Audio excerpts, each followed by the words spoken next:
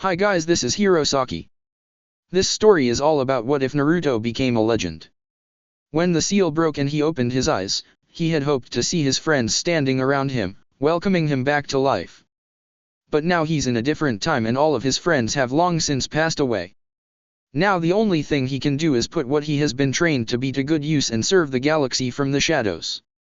Before we start, kindly like and subscribe to this channel and look over the description box for the author of this amazing storyline. Welcome aboard. Chapter 8, this is completely FUBAR. Location, Eden Prime. Naruto's team moved through the trail, keeping an eye out and weapons ready. How far away are we from the spaceport, Ash? Naruto asked the Chunin as they stopped at a forest's edge. The trees loomed over them, like giants watching silently. It's just beyond these woods, she answered. If we hurry through it, we'll reach it in maybe 10-15 minutes. She eyed the forest, checking the branches and how far apart they were from each other. That is, if we move at a pace Kaiden can keep up with. If you're worried about me falling behind on you two shinobi, don't worry, the biotic in question replied. I'll be able to handle myself.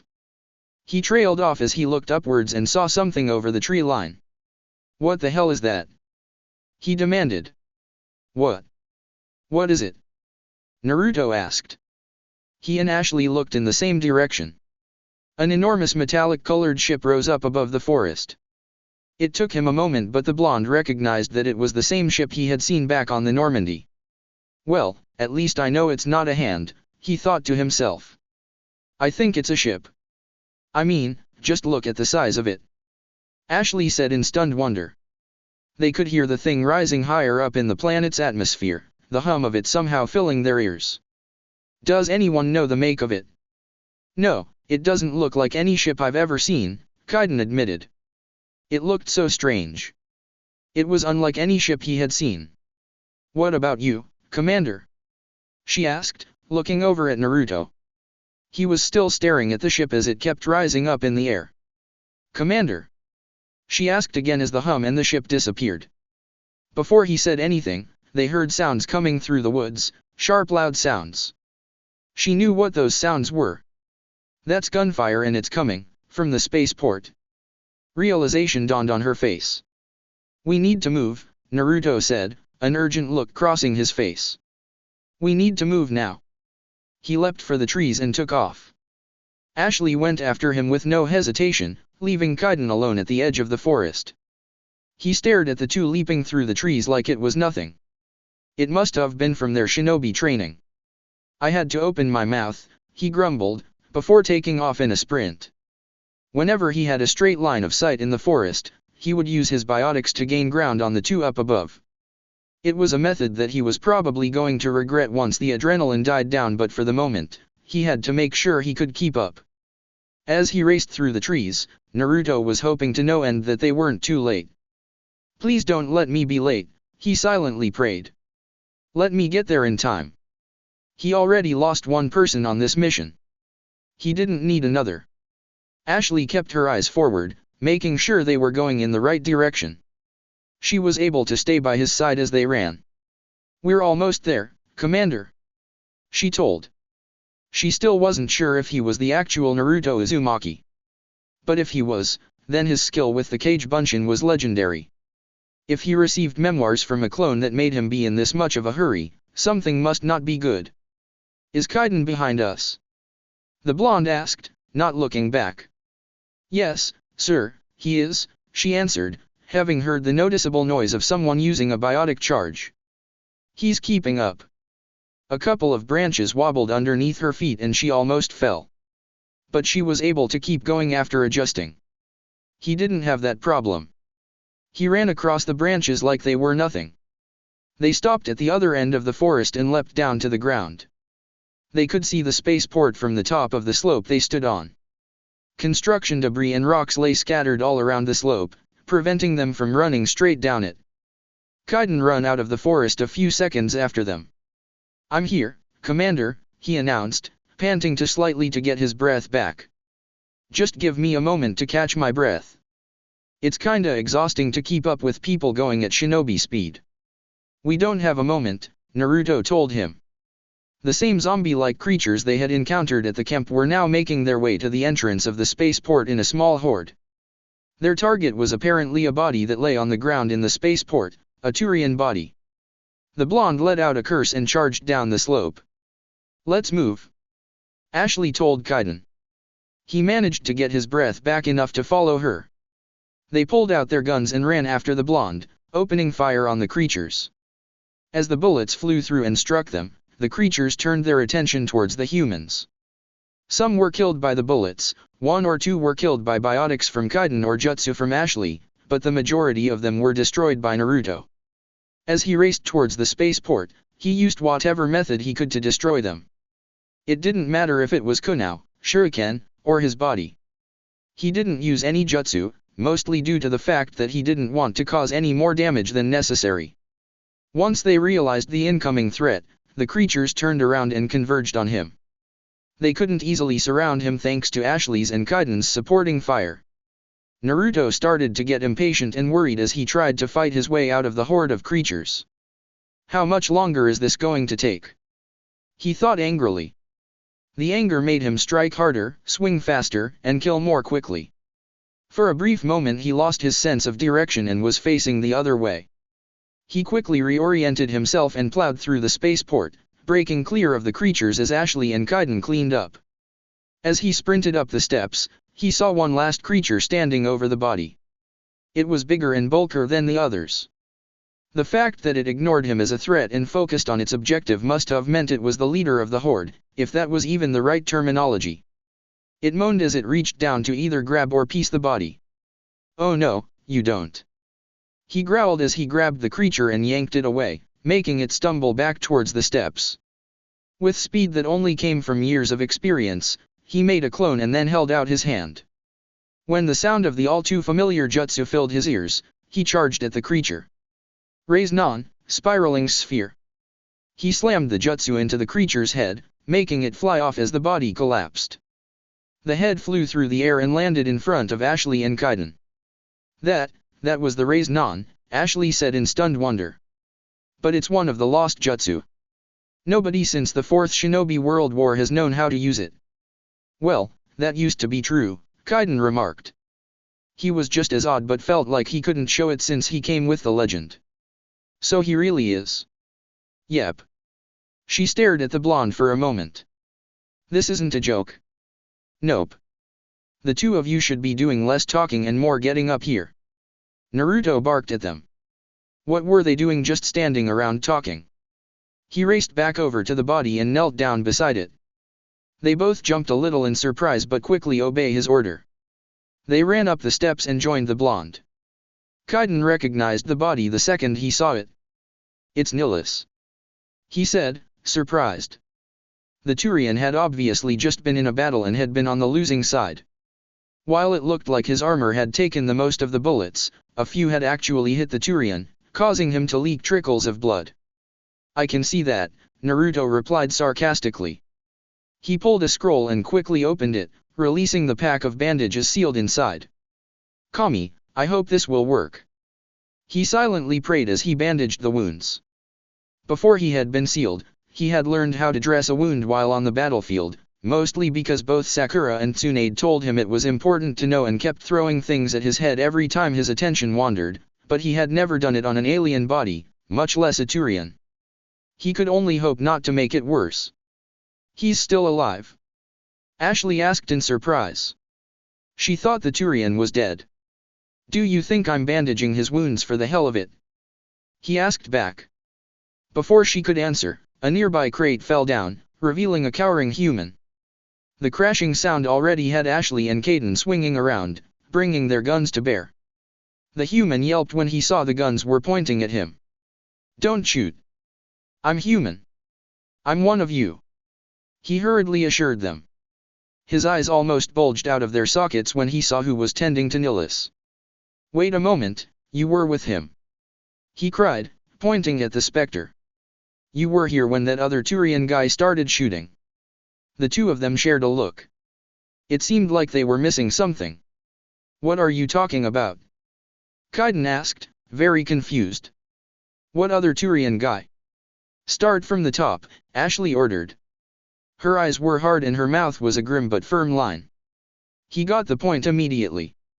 Okay, look. The other Turian got here first, he began explaining. He was waiting when these two showed up. He pointed over at Naruto and Nilus. The Turian seemed to know who he was. He called him Saran. He relaxed a little after telling the blonde over there who he was. Then once the blonde was about to come over here, Saran opened fire. He shot the blonde in the back. When he disappeared in smoke, I think Saran was surprised. Your Turian friend looked surprised too, but he reacted more quickly and returned fire on Saran. They had a short gunfight, but it looked like Saran won when the other Turian collapsed. What happened after that? Naruto asked him, finished bandaging the wounds. He stood up and joined them. Saran left him for dead and jumped onto the cargo train, heading over to the other platform. Probably going after the beacon. He sighed heavily. That thing has been trouble since the moment it was dug out of the ground. First that Saint's damned mothership showed up. Then the attack came. They killed everyone. Everyone. If I hadn't been behind the crate, I'd be dead too. Why didn't anyone else try to hide behind the crates? The blonde asked him with suspicion. It seemed to be easy to be a coincidence that he was already behind them when the attack happened. The civilian realized what he had said too late. As much as he wanted to deny it, the look the blonde was giving him advised him not to. They never had a chance. I was already behind the crates when the attack started, he admitted with a slightly ashamed look. Wait a minute, Kaiden interrupted him. Why were you already behind them? That didn't make any sense, unless... Sometimes I need a nap to get through my shift. I sneak off behind the crates to grab 40 winks where the supervisor can't find me. Ashley stared at him for a long moment, processing what she was just told. When it was done, she was outraged. You survived because you were lazy. She demanded, her voice showing just how much outrage she had. It was unthinkable to her to sneak away from any job given to her. While Kaiden wasn't impressed with the civilian, he chose to look at the flip side of things. If he hadn't, we wouldn't know where this Seren guy had gone to, so it's lucky for us, he told her. A small gasp of air came from behind them. It was weak and pained. They all turned around and saw that Nilus was breathing, albeit with some difficulty. Naruto was by his side instantly. Nilus, how are you holding up? He asked, kneeling down beside him. Better, he admitted in small gasps. All right, just hold on. We're going to contact the Normandy and get you on board. The blonde surprised both Kaiden and Ashley with that statement. Were they abandoning the mission? Nilus must have thought the same. He reached up and grabbed Naruto by the front of his shirt. While his grip was there, it was also weak. No, my life has secondary priority. Complete the mission, get to the beacon, the Spectre ordered him. Like hell I'm going to leave you like this. Stop talking and hold on until the medics get here. Get to the beacon, he repeated more firmly. That's a order. Prevent Seren from getting the beacon first. He knew that if they tried to argue the point, Nilus would bleed out and die. All right, fine. Just give me a minute. He reached up and activated the comm in his ear. Normandy, this is Jonin Uzumaki. Nilus is down and needs immediate medical attention. We're about 2 miles away from the secondary drop point, at the entrance to the spaceport that leads to the camp and the dig site. Acknowledged, Commander, Joker replied. We'll be there in 5 minutes. You'd better hurry. I don't know anything about Turian biology and I don't want Nilus dying on us. He deactivated the comm and quickly created a clone. You, he said, pointing at the civilian, who was still standing behind the crates. You are going to stand here with my clone and Nilus until the medics get here. You try to run before that happens, you'll lose your legs. Clear. Perfectly clear, sir, he answered, scared of the blonde. He didn't have any kind of gun and yet he felt like that he was more dangerous than the soldiers with the guns. Good. He turned to face the Spectre on the ground. You're going to be alright, Nilus. You just need to hold on until the medics get here. The Turian laughed weakly. Never thought I'd hear the words myself, he admitted. Let's make sure this is the last time, okay? The blonde replied with a grin before standing up. Let's get moving, he told Ashley and Kaiden. Yes sir. They responded immediately, falling in behind him. They began to make their way to the cargo train, leaving the human, the clone, and the Spectre alone at the entrance of the spaceport. But as soon as they got closer to the cargo train, trouble appeared. Incoming Geth! Kaiden cried out, raising his gun. I can see them, thank you. Naruto replied as the Geth ran up the ramp leading to the cargo train. Great. Instead of dead creatures, we're back to hostile robots, he muttered to himself. Throwing a shuriken at one of the Geth. I'd rather have the hostile robots, sir, Ashley told him. One of the Geth opened fire on them, forcing them to duck behind a couple of crates. As the bullets riddled the crates, she leaned out and took a shot at one of the legs. It blew out, causing the Geth to fall down and smash its headpiece against the floor. Same here, Kaiden agreed, firing his gun. After disabling one Geth's shields, he used his biotics to slam the Geth into the wall behind it. It staggered a little but fell to the ground after Naruto put a well-placed Ronkyuden in its chest. As soon as the last Geth fell down the ramp, the three quickly moved down it, stepping over the dead robot. When they touched bottom, they were forced to back up slightly and keep their heads down. As the Geth on the cargo train tried to punch through the steel plating on the side of the ramp, they were trying to make sure the slight incline and their own nerves didn't make them move forward. Anybody got any ideas to get out of this jam? Naruto asked. He had yet to try and throw any kunai or shuriken, mostly because there was an almost continuous stream of fire preventing him from standing up and getting a good aim. Apparently, the robots had smarted up and were trying to prevent him from getting a shot at them. Don't worry, sir. I've got this. Ashley reached behind her back and pulled out the sniper rifle attached to her weapon rank. She held it in her hands and took a few deep breaths, her head bowed. She quickly stood up and fired off a couple of shots. Judging from the lack of return fire, she had hit her targets. Deciding not to stay there, the other two quickly stood up and all three of them quickly forward off the ramp and turned right, getting on board the train. It took a grand total of 2 seconds, which was the exact same amount of time for the remaining Geth to compute what had happened.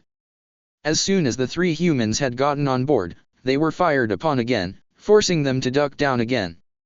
And here we go again, Kaiden remarked, somewhat sarcastic. Less sarcasm, more biotics, please, Ashley told him as she raised the sniper rifle and took a shot. The Geth she had aimed for suddenly had one less arm than before. Especially since we've got what looks like a bulkier version of a Geth coming straight at us. Naruto pointed out as he threw a kunai at said Geth. It struck the target in the arm, which was the intended target, but it didn't lose any functioning. It just remained embedded there, like nothing was wrong. Any time now would be preferable. On it, he replied. As the dark blue fire that showed he was about to use his biotic abilities wreathed his arm, he threw it at the Geth in question. It hit the robot right in the middle of its legs and got blown back. It skidded halfway down the length of the train before smashing into the back of one of the chairs. With quick efficiency, the three humans moved up the train, killing the Geth that were in their way. As the last Geth tumbled over the railing, courtesy of a bullet from Ashley and a shuriken from Naruto, they approached the front of the train. Do you guys know how to work this? The blonde of the group asked the other two as he looked at the controls. I sure as hell don't. Let me take care of it, sir. Ashley told him, walking up to the controls. She tapped a few buttons and the train started to move. Location, Earth. Lyra could see that the human woman they had picked up was not in a good mood. If it wasn't clear enough in her eyes, the way she held the rifle was a clear indicator. It had been 4 days since she and Dr. Vomus had met her. Now she was waiting alongside everyone else on the team for their ship, the Pulse Star, to pass inspection so they could board and take off. She had clearly changed in those 4 days. She wasn't wearing the uniform she had on when she met them. Instead, she wore basic armor, so basic it wasn't a complete suit. She wore a chest plate, shin guards, and forearm guards. Over it she wore a vest that looked stained and worn. She had a wide-brimmed hat resting on top of her pack. From a distance it would have looked like she had a second head. What was really different about her was her hair. When they first met, it had been in a braid down her back. Now it looked like the braid had been cut off, leaving her with a short haircut that seemed rough. She summoned up her courage and approached her. "Excuse me, Lieutenant." "Not a lieutenant," she said shortly. Lyra tried not to jerk from the abruptness. She wasn't someone fresh out of university. She had some experience under her belt. Yet this woman made her feel like she had learned nothing. "Sorry," she apologized. "You need something?" "I just wanted you to know I had no idea Dr. Vomus was going to do that to you. I was under the impression we were simply coming to Earth to hire a survival expert." "Yeah, well, that happened, Sheila. But not like that. I didn't think he would blackmail you." The inspector came out of the ship and announced it was all clear. People started picking up their packs and moving like a slow river into the ship. The only ones not moving were Lyra and Maya. Lyra wasn't quite sure why she wasn't moving. She waited for the human to say something, anything. It took a minute, but she did. "Look, we're going to be working together, right?" "Right," she agreed. "So why don't we agree to be at the least friendly?" That was fine by her. "Of course." She held out her hand. "Nice to meet you, Maya Clayton." Lyra took the hand and shook it. She could feel the callus against her skin. An odd sensation, if she was being honest. And she was a doctor who worked in the dirt. Lyra T. Sony. She waited the half-beat to see the recognition light up in her eyes. It never did. Maya didn't know who she was. She found herself both surprised and relieved. They entered the ship, coming in through the cargo bay. Inside was just as chaotic as outside had been. Lyra chose to wait until everyone managed to find their quarters. She had been informed that quarters and people in them would be posted in the cargo bay. The wall people were congregating. It must have been where the postings were. She tried to reach it but was unable to get through the crowd. It allowed her to see Maya walk over to Dr. Vomus. "Hey," she told him. She didn't sound happy to talk to him. "Yes, Maya?" he asked, sounding like they were having a simple discussion. "Once we're airborne, have the excavation team meet me in the mess hall. We'll be having a survival meeting." "Of course," he said easily. "I'll let the team know. We'll have it after dinner." He sounded pleasant. Actually, Lyra felt that wasn't right. He sounded confident and a little condescending. He had the power between them and they both knew it. Maya scowled hard at him, her hand clenching. She probably wanted to punch him. But instead, she turned around and pushed through to fit her room. Once she did, she was gone from Lyra's sight. Location, Eden Prime. Seren walked hurriedly onto the platform where the beacon was held. That blasted human wasn't supposed to be there, he mentally growled. He made the mistake of firing at the human first, only to be surprised when he vanished in smoke. The shot warned Nilus, causing both former teacher and former student to fight. It only lasted a couple of minutes, ending in Seren's victory, as he had expected. He was a little proud of Nilus, despite the circumstances. He had lasted longer than the last time they had sparred. It was a fleeting moment of emotion, and then he turned to face the nearest Geth. "Set the charges. Destroy the colony. Leave no evidence that we were here," he ordered. "Acknowledged, Seren Prophet," it responded before walking away, disappearing around the corner. He knew it had to happen, but it still bugged him to destroy an entire colony just because they saw him and the Geth. It may have been a human colony, but the fact remained the same. It had to be done, if his plans could even have a chance of succeeding. "It has to be done," he thought to himself as he approached the beacon. "If the galaxy wants to survive, it has to be done." That was the mantra he chanted to himself as the beacon took hold of him. "Heads up, we're coming to the end of the rail." Naruto warned the other two as the station came into sight. Both Kaiden and Ashley readied their guns once they heard that. As the train came into the station, they saw a Geth pressing buttons on a long cylindrical device. It had noticed them but wasn't fast to react when Naruto leapt off the train and slammed his knee into the headpiece. The momentum drove it into the wall behind them.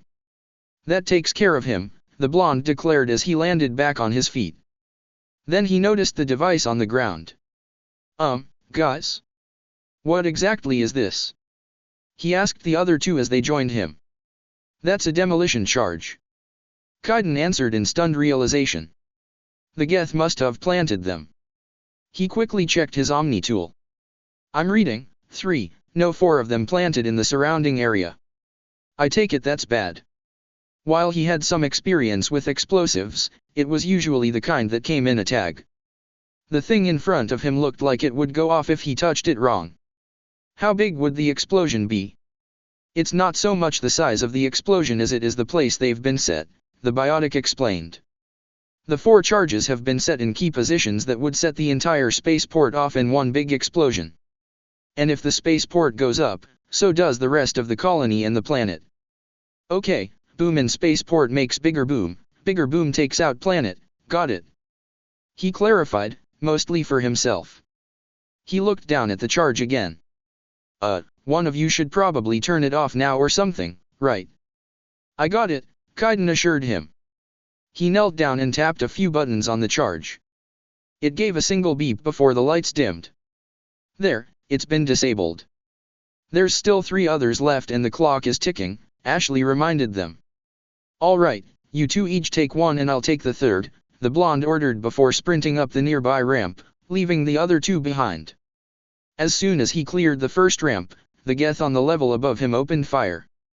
"Of course, there's going to be Geth above me," he berated himself, ducking behind cover. "There's always a protection detail and these guys don't care if their lives are forfeit." While staying behind cover, he moved to the opposite side. Coming out with a sidestep, he threw a kunai at the Geth nearest to him, hitting it dead center in the chest. It was then he remembered that he didn't know how to actually use the demolition charge, much less turn it off. Before he could figure a way out of that problem, he heard his solution come up the ramp. "You guys keep going," he told Kaiden and Ashley as they came up the ramp without looking at them. "I'll keep them distracted." They didn't say anything in response, choosing to keep moving up the ramp. He followed them from behind. As soon as they reached the same level the Geth were on, he pushed to the front and kept their attention on him. As the guns started shooting at him, he dove behind cover. He checked his surroundings. There was plenty of space to work with. He created 3 clones. They scattered all over the place, moving slow enough to be seen but quick enough to avoid getting shot. They also didn't stay to the floor, hopping across any walls or swinging underneath. If the Geth weren't machines, they might have been confused by what they saw. Instead, they did their best to shoot the clones. While they were shooting, Naruto advanced towards them. He stayed low and made sure he kept close to any cover that was handy. That got a little hard when he crossed a bridge, but he still made it across. He glanced back at his team, checking on them. "How are we doing, people?" he asked into the comm, briefly ducking behind a crate to avoid a bullet that was aimed at his head. "I'm already done, Commander. I'm moving forward to back up Williams," Kaiden answered. "I need a couple of more seconds, sir." "I'm still working on it," Ashley told him. He looked at the Geth. They were taking notice of his team. "All right, I'll give you those seconds." He came out of cover and charged forward, ducking and weaving through the Geth's incoming fire and returning the favoring with kunai and shuriken. Once the clones joined the assault, the Geth pulled back, disappearing around the nearby corner. They chased them around the corner and down the ramp that came next. The rest of the Geth surrounding the beacon and the last charge, which was set in proximity to the beacon. "Guys, I've found the beacon and the last charge," he said in the comm from where he hid behind a column. His clones had taken the high ground, waiting for the signal. "Ash, how are we doing?" "Almost done, sir," she replied. "We'll be right there once I'm done." "Send up Kaiden now," he ordered. "I think I'm going to need a little help here." One of his clones heard him and scowled dirtily at him. He ignored it. He knew his clones and what they could do. But they were also going up against something they didn't know much about. Help wasn't going to hurt them. "I'll be right up, Commander," Kaiden answered. Good to hear. He deactivated the comm and peeked around the corner, readying a shuriken. The Geth saw him immediately and opened fire at him. He pulled his head back and pocketed the shuriken. Something else was going to be needed. And he knew a way to get some ground. He brought his hands together and folded them through the necessary hand seals. He inhaled and stepped out. Futon, Daitapa, wind style, great breakthrough. He roared. The jutsu hurtled down at the Geth, knocking them back into the ground. His clones took that to be the signal to attack. As they jumped down and attacked, he felt a pat on his shoulder. Taking a quick look back, he saw it was Kaiden. Ashley's right behind me, the biotic told him. He glanced over his shoulder and saw the clones. They were doing some good work, but the Geth were recovering and making short work of them. That's where Naruto came in. Let's get to work. The blonde dived out of cover and into a roll, getting the attention of the Geth. He sprang out of the roll with a hail of kunao, throwing with both hands. Kaiden came out of cover firing at them with his gun. Once their attention was divided, he promptly threw his biotics at them. The 3-in-1 attack took care of most of the Geth trying to protect the beacon and the charge. The rest went over the ledge, courtesy of a flying kick from Naruto and a surprising, at least to Kaiden, suicidal charge by the clones. Nice kick, sir, Ashley complimented the blonde as she quickly came down the ramp. Without preamble, she made her way over to the demolition charge and began the process of deactivating it. After a few tense seconds, which honestly felt longer to them all, she stood back up. It's deactivated, she announced, making them all heave a sigh of relief. Thank Kami for that, Naruto said. He looked at them with a sheepish expression. Sorry, guys, I had forgotten that I don't know how to operate modern-day machinery, much less a bomb. He was a little embarrassed to have forgotten that little tidbit of information. It's not a problem, Commander. We took care of the problem, Kaiden assured him. Just out of curiosity, what would you have done if we hadn't been to deactivate it? He shrugged his shoulders. I don't know. Probably would have chucked it over the edge or something like that. He stared at the living legend for a long second, making sure he heard it right. I see. He could honestly see him doing something like that. It might have been a little simplistic, but it probably would have worked. Now, if you'll excuse me. The blonde reached for his ear, activating the COMM. Normandy, the beacon is secured. Let's get this thing on aboard. He glanced at the beacon in question. It was a tall slim thing that seemed to glow with some kind of green energy. Was it biotics? Acknowledged, Commander, Joker responded. Nilus has been brought aboard and is getting medical treatment. ETA is in 3 minutes. Right, got it, he replied. We'll be waiting. He brought his fingers down away from the COMM. All right, we'll be sitting tight for 3 minutes, he announced, turning around to face his team. What he was about to say died in his mouth when he saw that Ashley was somehow being dragged towards the beacon, which had lighted up much more than usual.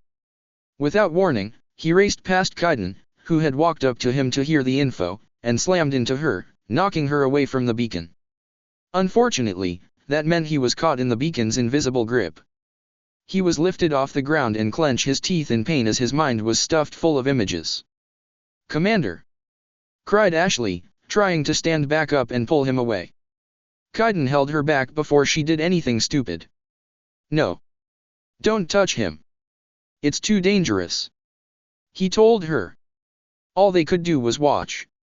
As Naruto was held in the grip of the beacon, he was mentally screaming his ears off. Stop it. Stop shoving these things into my head. He screamed at the beacon. It ignored him and continued to shove image after incomparable image in his mind. I don't know what these things mean. I don't know. Stop putting them in my head. It still ignored him, putting images that made absolutely no sense to him into his brain. Metal tearing flesh. Flesh being replaced. Cities burning. People screaming. They wouldn't stop screaming. Why? Why? Why? It was too much. Too much. Please make it stop. Make it stop. He all but begged the damn thing. A shockwave erupted from the beacon, sending him crashing into the ground. The same shockwave also blew up the beacon itself.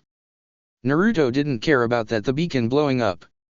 What he cared about was those images shoved into his mind. They were filled with horror, terror, and dread, enough to make any normal man turn cold with fear and run the other way. He couldn't. He tried to focus on something, anything, else. It didn't do much. He already felt himself drifting off into unconsciousness. The last thing he saw before blacking out was Ashley kneeling over him and Kaiden activating his COMM. Location, unknown. As his ship sailed through space, Seren sat at the helm. He wasn't piloting the ship. He didn't need to. He just sat in silence, trying to think clearly. He heard footsteps from behind and someone clearing her voice. "We identified the ship that touched down on Eden Prime," the voice of his closest ally, a Nasseri matriarch named Benazia, told him as she stood behind the chair. It was the Normandy, a human alliance vessel. It was under the command of Captain Anderson. They managed to save the colony. Anderson. That was a name he hadn't heard in a long time and had hoped to never hear again. "And the beacon?" he asked, hoping for some good news.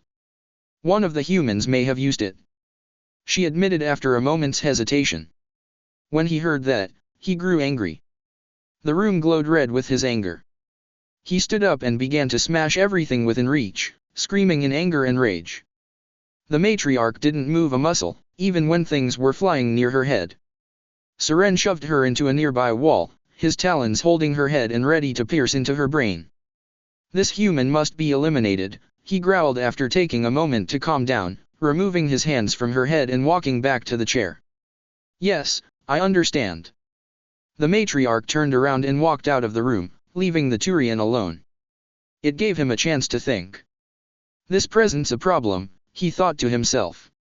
He knew that if one of the humans had activated the beacon, they would have gotten the same images he had received. But it wouldn't matter in the long run.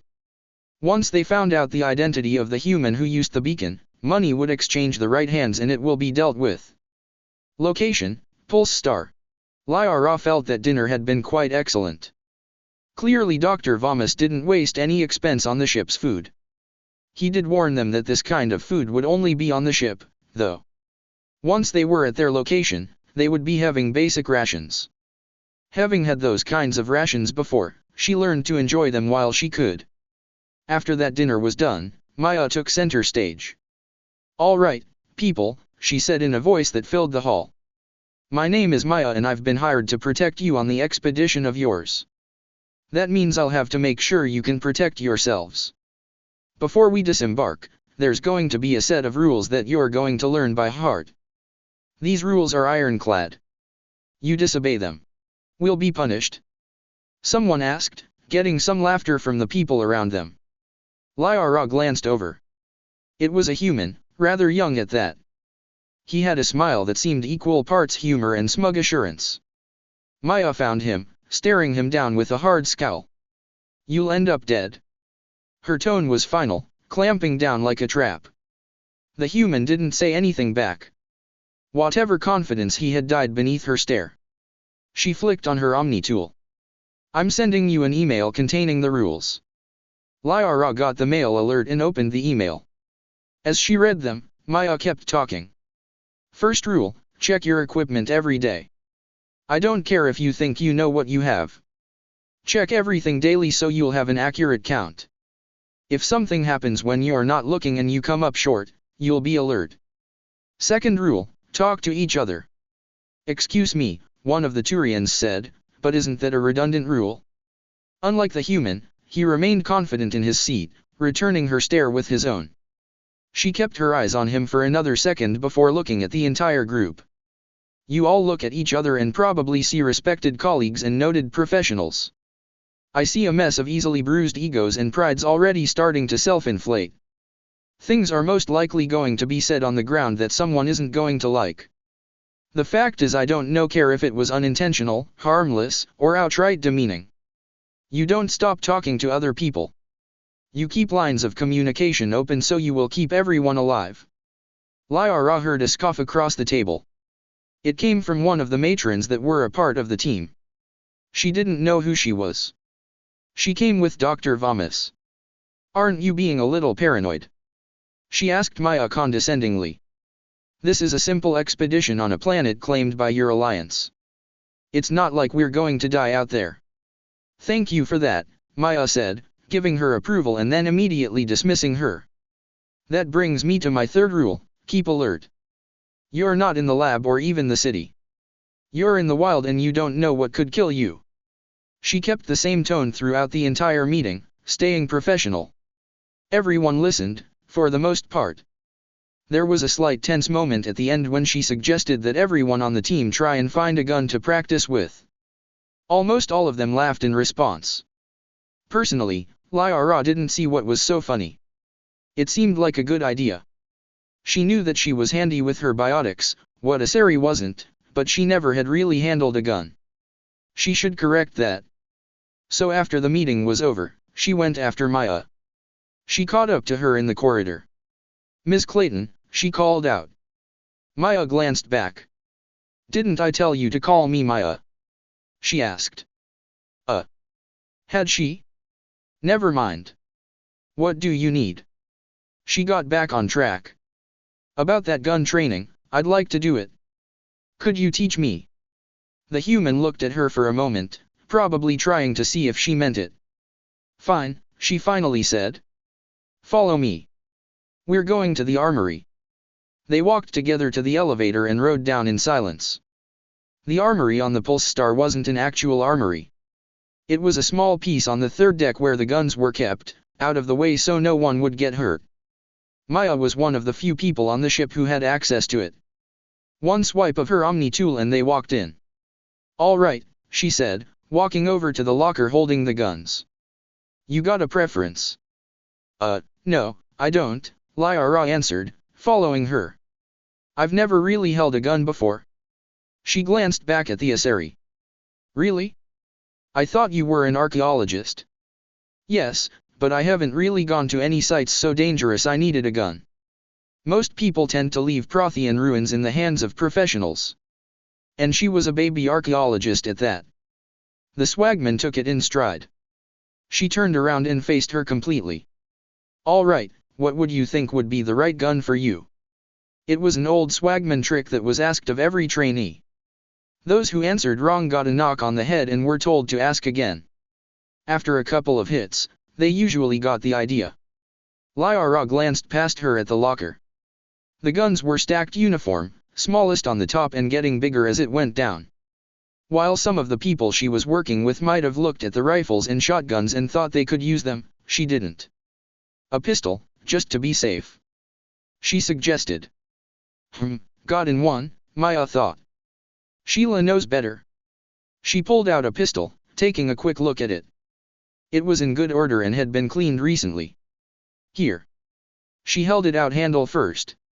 It's an iron shell from Kingfisher Armories. It's a good pistol for beginners. She took the pistol and checked it. There was a red light on the side, indicating it was inactive. Shouldn't this be on? The swagman shook her head. You're not going to shoot anything until you learn how to properly handle it. No one was going to learn bad shooting habits on her watch. She walked behind the Asari and took her by the hips. The blush that came to Lyra's cheeks was embarrassing and she was glad the human couldn't see it. What are you doing? She asked, fighting the blush back down. Making sure your weight is properly shifted. Don't move, she said once she felt resistance against her hands. It's quicker if you let me do this. Lyra went as still as she could, letting her move around until she was satisfied. All right, bring your gun up. She did that, aiming at the wall like she was about to shoot it. Like this. Her hands reached up and started touching her arms.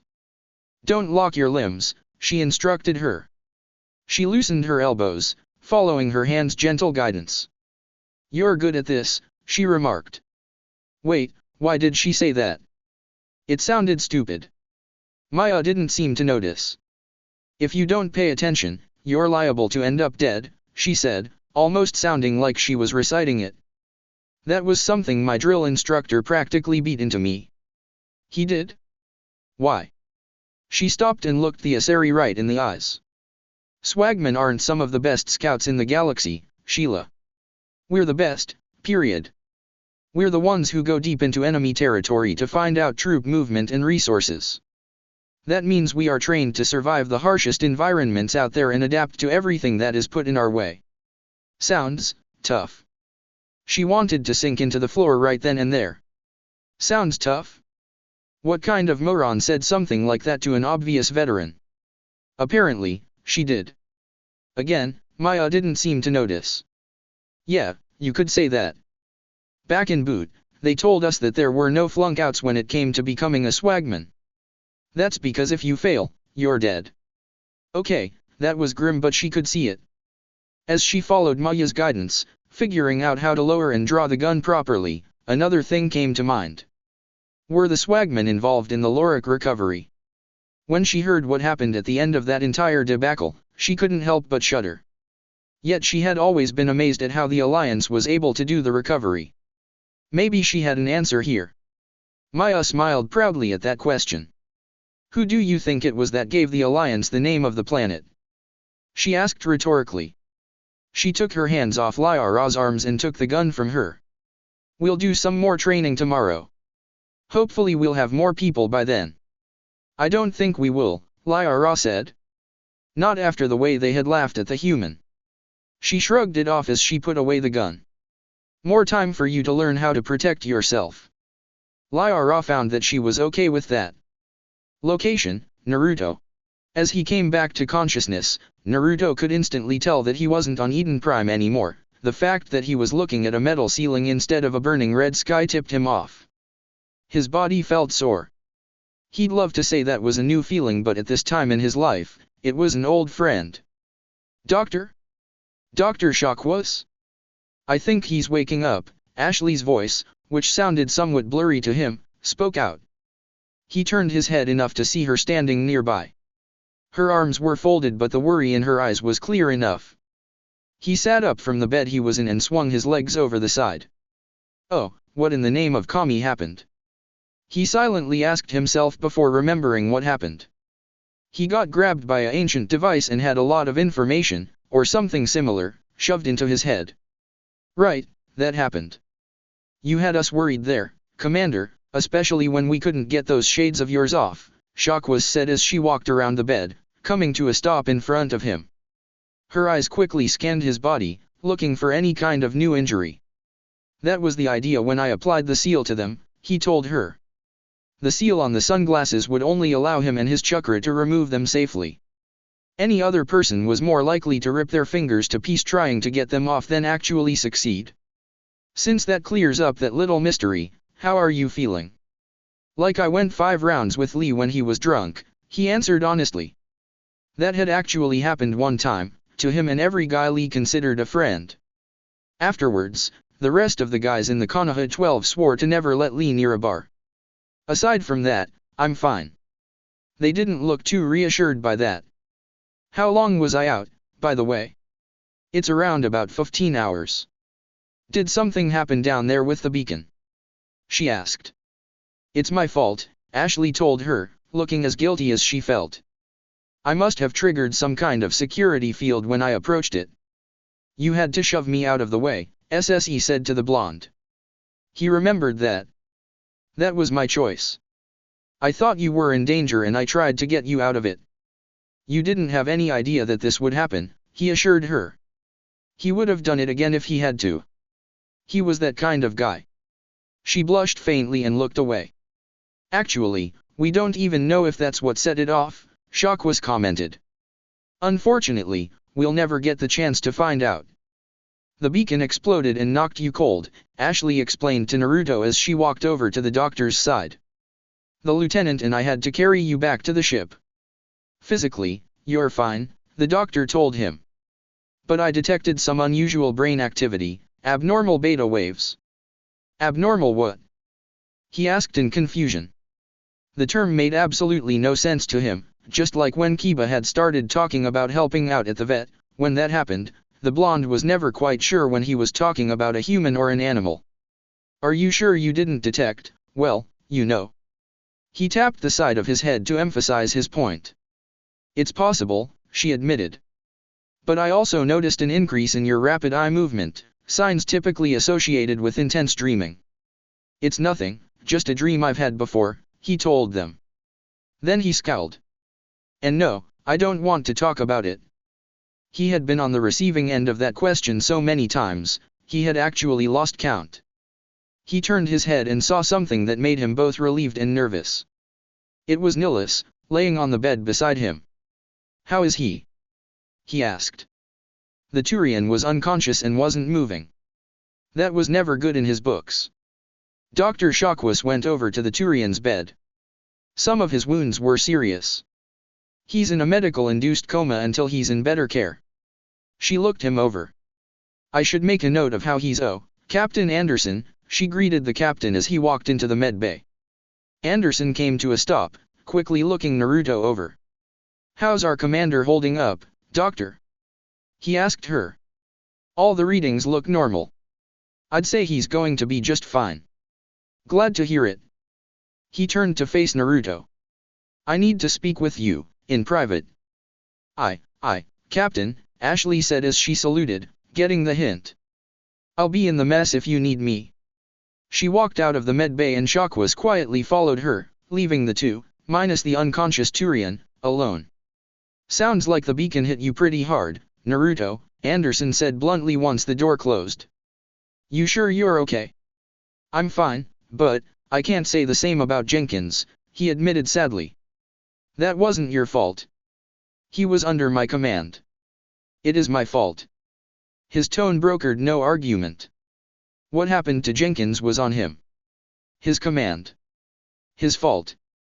But that's not what you wanted to see me in private for, is it? No, it's not, the captain answered. I won't lie to you, Naruto. Things look bad. Nilus is in a coma and we don't know if he'll live or not. Not to mention that the beacon was destroyed and the Geth are invading. The council's going to want answers. Hey, I did as I was ordered and then some, he protested as he got off the bed. His legs protested somewhat as his feet touched ground, but it was a small protest and faded away quickly. Nilus would be dead if I had just left him there. Anderson understood what he was saying. I'll stand by you and what you say, Naruto, he assured him. But that's not why I'm here. It's about Seren, that other Turian. He's a Spectre and he's one of the best, a living legend like you. But if he's working with the Geth, that means he's gone Rouge. A Rouge Spectre means trouble. And not only is Seren dangerous, he hates humans. And he knew that personally. Eden Prime is just one of many human colonies out there, right? He didn't go there just because he has a bone to pick with us, he pointed out. There were far easier targets for that kind of thing. You're right. It must have something to do with that beacon. He looked at the blonde. You were there just before the beacon self-destructed. Did you see anything? Any clue that might tell us what Seren was after? I don't know, some kind of vision, he answered, a little embarrassed to say it. It was a bit confusing, but it looked like robots were killing people in droves, like butchers preparing for a feast. Now that he had time to think about it and the images weren't being shoved into his head faster than he could inhale ramen, he could make out the images better. Anderson said, almost thoughtfully, it's not much to go with, but we still need to report this to the council. Are you serious? That didn't sound like the best idea here. We're going to tell these people that I had a nightmare? I'm fairly sure that'll go out the window faster than we can explain it, he pointed out. He understood what he was saying. Both of them were cynics when it came to politicians and their responses. But he still felt that it needed to be reported. We don't know what information was stored in that beacon. Lost Prothean technology? Or blueprints for some ancient weapon of mass destruction? Whatever it was, Seren took it. And I know Seren.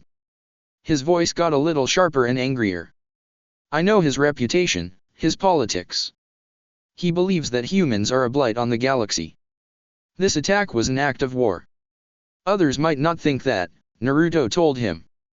And if it was, I'll take him out myself. It's not that easy. He's a Spectre.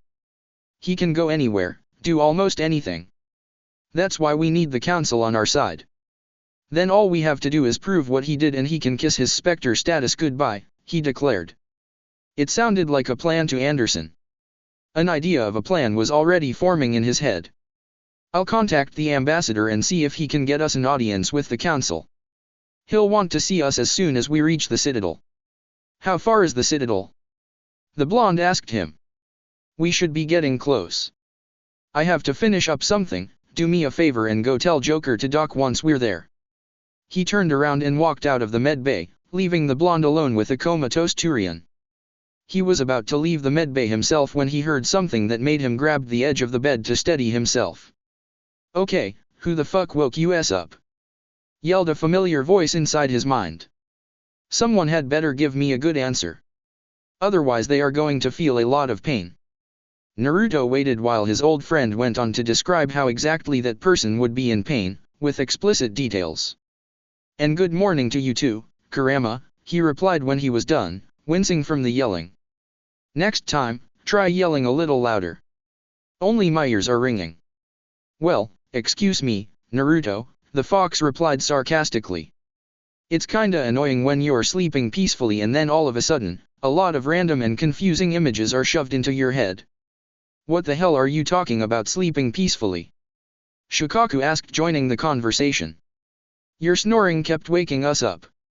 Was I talking to you, stupid Tanuki? No, I wasn't, I was talking to the blonde idiot that was our Jinchuriki. Hey, don't talk about me like I'm not here. The blonde idiot in question replied. Will the two of you knock it off? Jayaki asked Kurama and Shukaku. This is serious. Yes, we must focus on what we all saw, Madatabi agreed. So, what exactly did we see, kid? Son Goku asked the blonde. I sure as hell don't know. It was just as confusing for me as it was for you, he told them. Besides, I was expecting you lazy lot to wake up a lot earlier. Every time he had checked in on them on Thesha, they were always asleep. What do you mean by that? Kokuo asked. Look, I don't have time to give all of you the whole story, he replied, walking out of the med bay. Just take a look at my memories. I've been awake for at least 2.5 weeks. The 9 Biju fell silent as they did as he told. While others might have been shocked, or at least surprised, to know that he had the 9 Biju instead of the Jubi, he knew it was the better outcome. After he had been sealed, he had unconsciously battled the Jubi for the control of his body. Time had lost all meaning when he had been sealed away, so he didn't know how long they had been actually fighting. What he did know was that sealing the Jubi itself was too risky. One slip-up and he could have lost control. If that had happened, the elemental nations would have gone right back to the war, even more so once he realized humanity had reached the stars. So instead, he broke the Jubi back into the 9 Biju and sealed them inside him. Now he was the Jinchuriki for all of them. He saw Ash by the table in the mess area and swung over to talk to her. Ash, he said in greeting. Commander, I'm glad to see you're okay, she replied. He just realized she was in her casual uniform. She must have changed after she came aboard. The crew could use some good news after what happened to Jenkins. She realized what she said. It made her face fall and she looked away. I'm sorry, but a part of me still feels guilty about what happened. If Jenkins was still alive, I might not be here. That's not true, Ash. You're a hell of a soldier. I don't know much about guns, but even I could tell what you did with the sniper rifle was fairly impressive. Even if Jenkins was still alive, you'd be fine to be on the Normandy in my books, he told her. He had taken a look at the Geths she had shot with the sniper rifle as they passed the corpses. They were killed by bullseye shots, completely dead center. Thanks, Commander. I appreciate that, she replied, actually grateful for his words. Commander, can I ask you a question? Sure, what's on your mind? How did you manage to get the kunai to ricochet off the wall? It had been bugging her ever since she had seen it. She had never something like that happened before. Then again, her proficiency with the kunai was somewhat limited. It's just a little trick Tenten taught me, he answered with a shrug of his shoulders. They had a kunai and shuriken throwing contest one day. It's all how you flick your wrist. Tenten had hated the fact that once she showed him, he got it by the end of the contest. Wait, do you mean the actual Tenten? The Tenten of Konoha. She asked in stunned surprise. She had read her shinobi history in school. There was only one Tenten he could have known. Yep, that would be her, he said nonchalantly. She stared at him for a moment. So, you're really Naruto Uzumaki? She honestly couldn't believe it, but the information was all there, and quite obvious too. Last time I checked. Why? Did you think I was a good actor or something? No sir, she replied with a shake of her head, her tone a little more respectful. It's just that, well, you disappeared. And now, I'm back. Don't worry, something tells me that everyone in the galaxy will know that I'm back soon enough. He shuddered slightly. I just hope I don't get fangirls. For all he knew, they were more widespread in this day and age. That was just scary. It was all Ashley could do to not snigger or laugh when she heard that. The legendary Naruto Uzumaki, from which countless stories had been told of, was afraid of fangirls. It was very hard not to laugh at that, especially since that famous quote now came to her mind, but she managed to hold it in. I'm sure you'll be fine, sir, she said with a straight face. He looked at her, trying to see if she was holding anything back on him. But he didn't see anything, so he let it go. I have to speak with Joker, so I'll talk to you later, he told her before walking away. Not bad, Kit, Kurama commented offhandedly. Most of his focus was still on the memories, but he had seen the conversation the blonde had. He knew what the fox was thinking and had to head it off. We're not going there, Kurama. We have more important things to worry about, he replied as he climbed the stairs to the command deck. And where have I heard that one before? The fox remarked to himself. But he didn't push the subject. The blonde opened the door at the top of the stairs and walked into the command deck in silence. No one made eye contact with him as he walked towards the cockpit. He didn't blame them. Things went from weird to bad when they were at Eden Prime. And now, it was likely to get worse. I just hope the council will at least listen to what we have to say, Naruto thought to himself as he entered the cockpit. Good timing, Commander, Joker said to him. I was just about to bring us into the Citadel. See that taxpayer money at work, he joked as he flew the ship towards the other end of the relay. They exited out into what looked like an enormous purple cloud in the midst of space and flew even deeper. Within a minute, they pieced through the cloud and saw the Citadel. When he saw it, Naruto was at a loss for words. He had thought the mass relays were impressive, but the Citadel took the cake. To him, it looked a giant silver flower that floated in space, its 5 petals glowing with lines of light. The 5 petals were connected to a ring, and in the middle of the ring was what looked to be a single tower. Both Kaiden and Ashley soon joined him in the cockpit as the Normandy flew in closer. They were coming up on the Citadel fleet. Look at the size of that ship. Ashley said in wonder as she stared out the window, looking at the biggest one there. The Ascension, Kaiden told her, having recognized the ship in question. It's the flagship of the Citadel fleet. Well, size isn't everything, Joker said, even though he could admit that the Asari dreadnought was somewhat intimidating. The Normandy looked like it was a toothpick compared to it. Why so touchy, Joker? Ashley asked, a little teasing. I'm just saying that you need firepower, too. Are you kidding? Look at that monster. The main gun alone could rip through the barriers on any ship in the Alliance fleet. Good thing it's on our side, then, Kaiden commented. Naruto didn't say anything, mostly because he knew he'd be out of his league when it came to talking about ships. He was still getting used to the fact he was flying in outer space. As they flew in closer, Joker focused more on making sure they got in safely. Citadel Control, this is SSV Normandy requesting permission to land, he said into the comm, having already contacted the necessary people. Stand by for clearance, Normandy, someone on the other side of the comm answered. They waited a few seconds as they kept on flying. Clearance granted. The answer came back. You may begin your approach. Transferring you to an Alliance operator. Roger, Alliance Tower. Normandy out, Joker replied. He began to fly the ship a little faster, heading for the docks. Normandy, this is Alliance Tower, a different voice on the comm spoke. Please proceed to Dock 422. Acknowledged, he replied. He flew towards the dock that was specified, beginning to slow the ship down. As it entered the dock, he brought it to a halt and held it there until the clamps took hold of it. "We're docked, Captain," he spoke into the intercom. "Have Commander Uzumaki meet me at the hatch in 10 minutes with Alenko and Williams," Anderson replied. "And tell Alenko and Williams to suit up." Aye, Captain," he said, turning off the intercom. "Why would the captain want us to suit up?" Ashley asked. "They were on the Citadel. Why would they need their armor on here?" Naruto could guess. "Probably because we're about to join the most dangerous game that has ever been created by anyone in existence," he said. While he hadn't participated himself before now, he had seen Tsunade play it. Needless to say, he wasn't looking forward to it himself. "And what game is that?" Kaiden asked. "Politics," he answered with a completely straight face.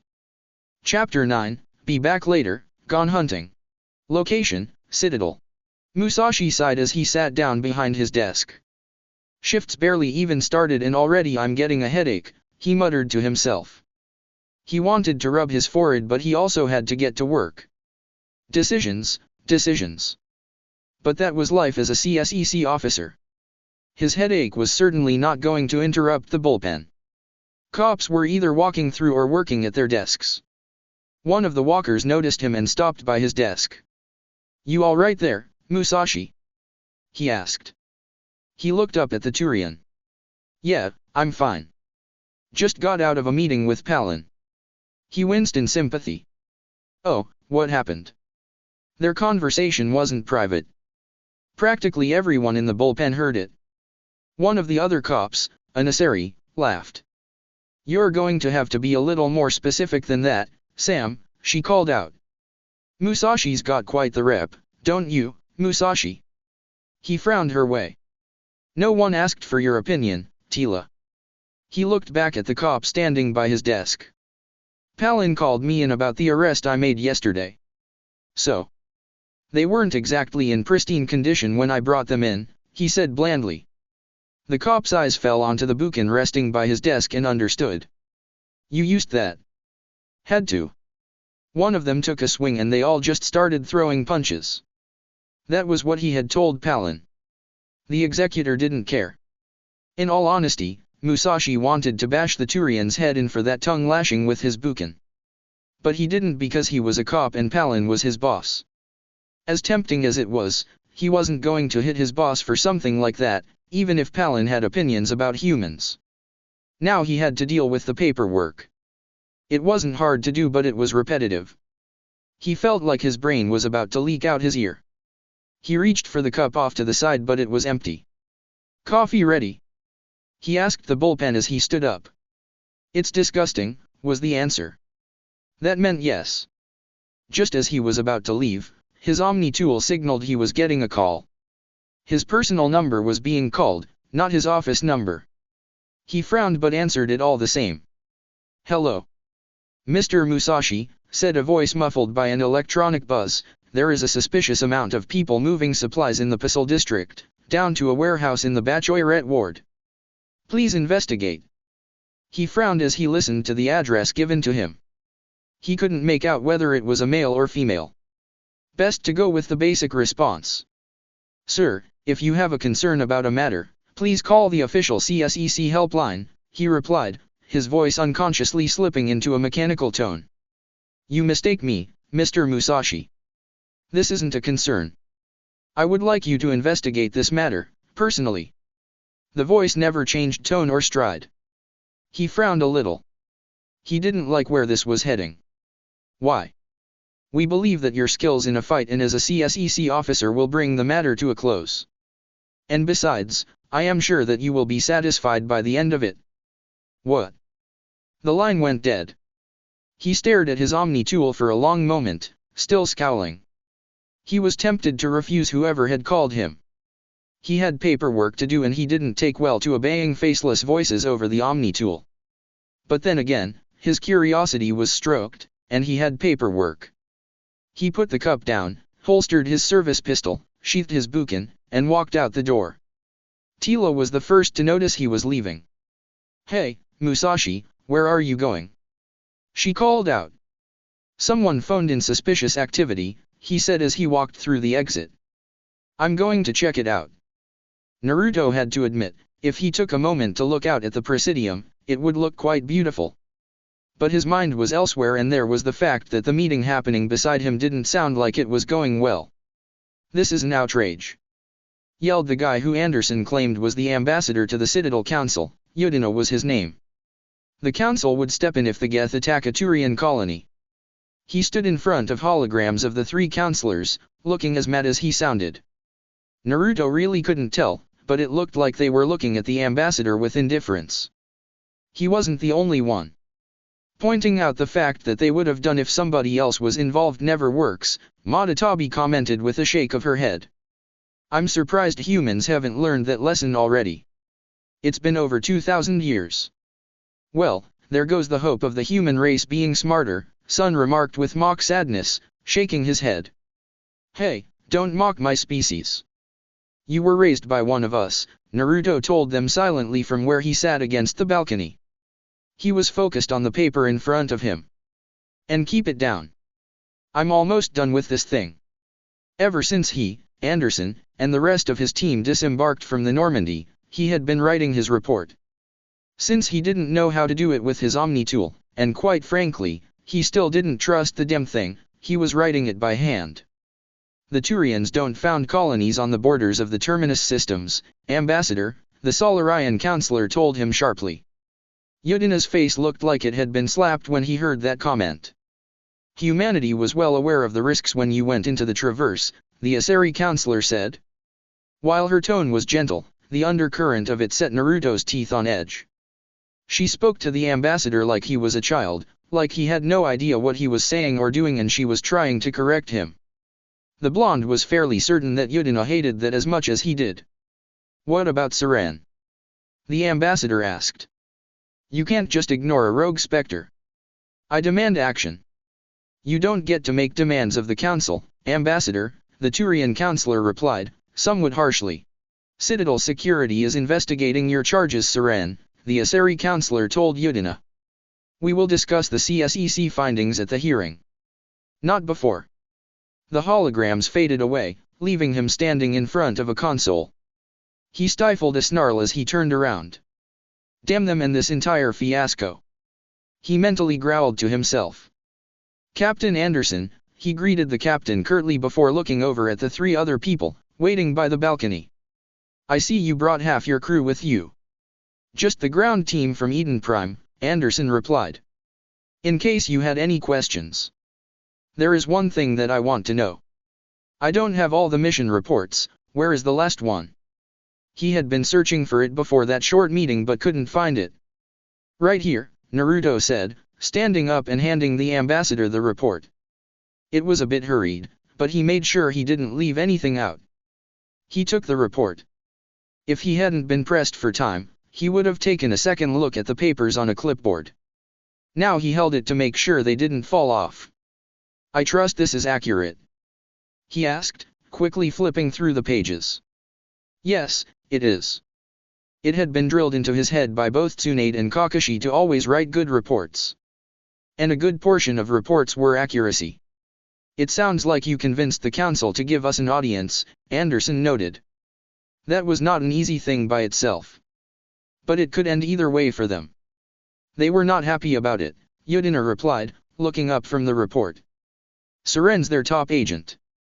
They don't like him being accused of treason. He looked over at Naruto and his two teammates.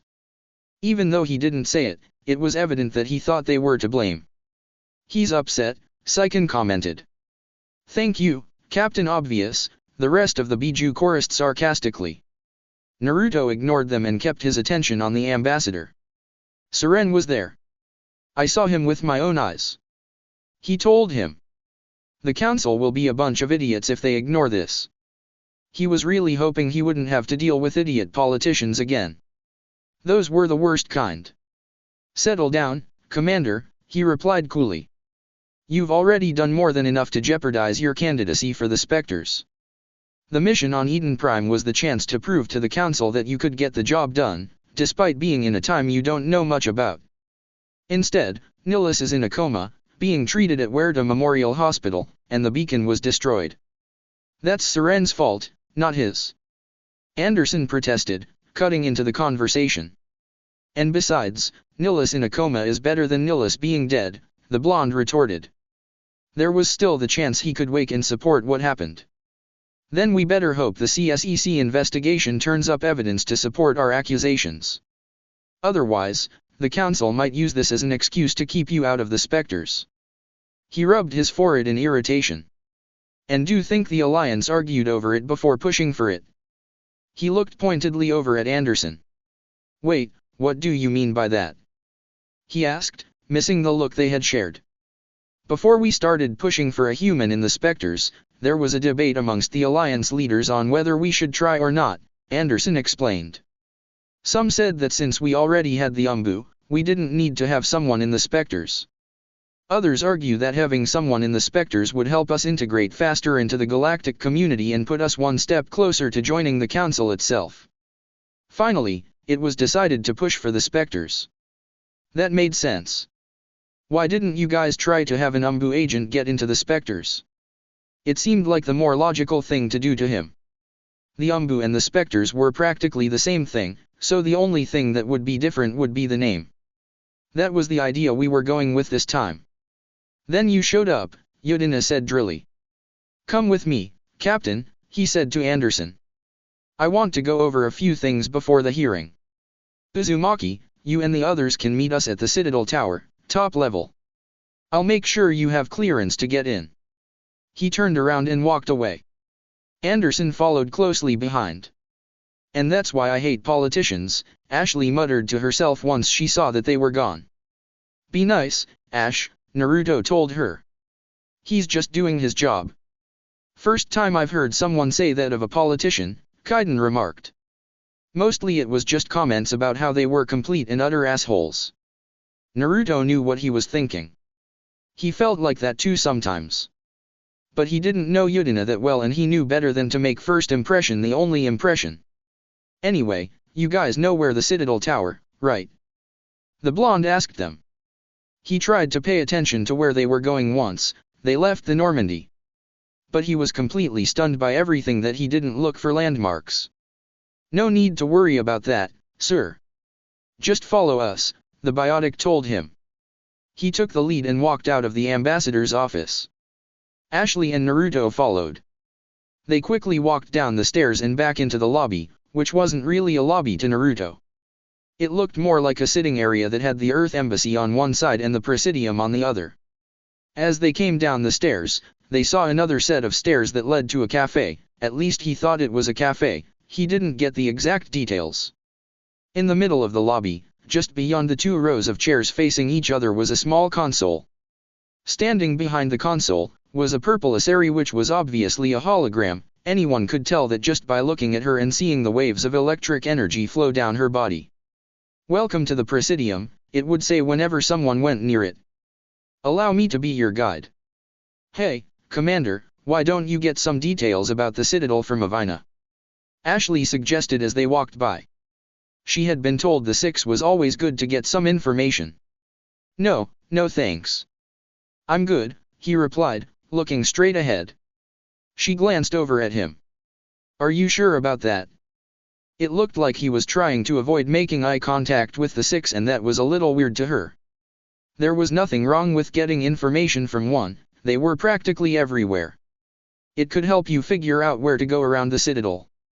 And I'm sure I can get that information from a book or from a person, he retorted, still not looking at the Six. Look, Ash, just give me a couple of weeks or so to get used to them. Then I might actually talk to one. But for not, seeing in someone made out of light, human or not, was just weird for him. Oh, stop being a big baby and talk to the thing, Kurama ordered him. The blonde promptly ignored him. Just because you're trying to ignore me, doesn't mean I'm going to stop. I thought you would have known how stubborn he is, Jayaki said to the fox. He's not going to budge on this, and we all know it. The other Biju muttered in agreement. Fortunately for Naruto, Kaiden came to his rescue. It's best to leave it alone, Ashley, he told her. If the commander doesn't want to talk to her, that's his decision, not ours. They were already on the Presidium proper. It'd be a bit odd to go back. Thank you, Kaiden. And I hope this is not you being a suck-up, Naruto told him, raising an eyebrow. He had learned how to do that from Shino, and was actually kinda proud of it. Never would have thought of it, sir, he replied with a completely straight face. The blonde decided to drop it and look up at what was supposed to be the ceiling. But instead of a metal ceiling, he saw a bright blue sky with fluffy clouds. Man, that is so weird, he said to himself as they walked. What is? Ashley asked. The fact that I am currently standing in a space station, which is only Kami knows how far away from Earth, and when I look up, I see blue skies. That's just wrong, very wrong. He suppressed a small shudder when he thought about it. How's that wrong? It's just the sky. She looked up at the ceiling. She didn't really see what was wrong with it. When I look up at the sky, I'd like the light to be coming from a sun, not light bulbs, he told her with a slight scowl. Technically, those aren't light bulbs, Kaiden commented, earning himself a glare from the blonde in the group. He gulped slightly and averted his gaze. That's not the point, and we all know it. He snapped before closing his eyes and taking a deep breath. Look, let's just get to the Citadel Tower before I go into a rant about something that feels wrong to me, okay? Both Kaiden and Ashley happily agreed with the idea. The last thing the three of them wanted was something like that. The unit watched in silence as its charge made his way through the Presidium. He was going to the Citadel Tower. The unit would not be able to follow him up. It had maintained this secret protection by knowing when to act and when to stay away. While there had been concerns about the charge's ability to adapt, enough evidence had been analyzed that proved he could. Therefore, the unit would stay back, out of sight. It had read up on the charge and knew that, as a shinobi, and a top-tiered one at that, he would notice if he was being followed. Therefore, the unit stayed more than 100 yards back and up in the rafters. Up here, it had a perfect view of the Presidium and no one would see it. That way, it would be able to protect the charge if he was danger, whether he knew it or not. So, the unit waited there, with its hands on the sniper rifle. After finding the elevator that led to the Citadel Tower and suffering through the long wait as they went up, during which Naruto got in a quick nap without anyone realizing it, they stepped out onto the top floor of the place. Would you take a look at this place? Kaiden said with a small whistle as he looked around with wonder. It was a hall big enough to hold several houses, but it wasn't just that. The trees planted along the stairs gave the place a sort of regal warmth. The orange leaves glowed from the artificial lights and the natural lights coming from the windows. If he listened, he could hear fountains beneath the quitter chatter.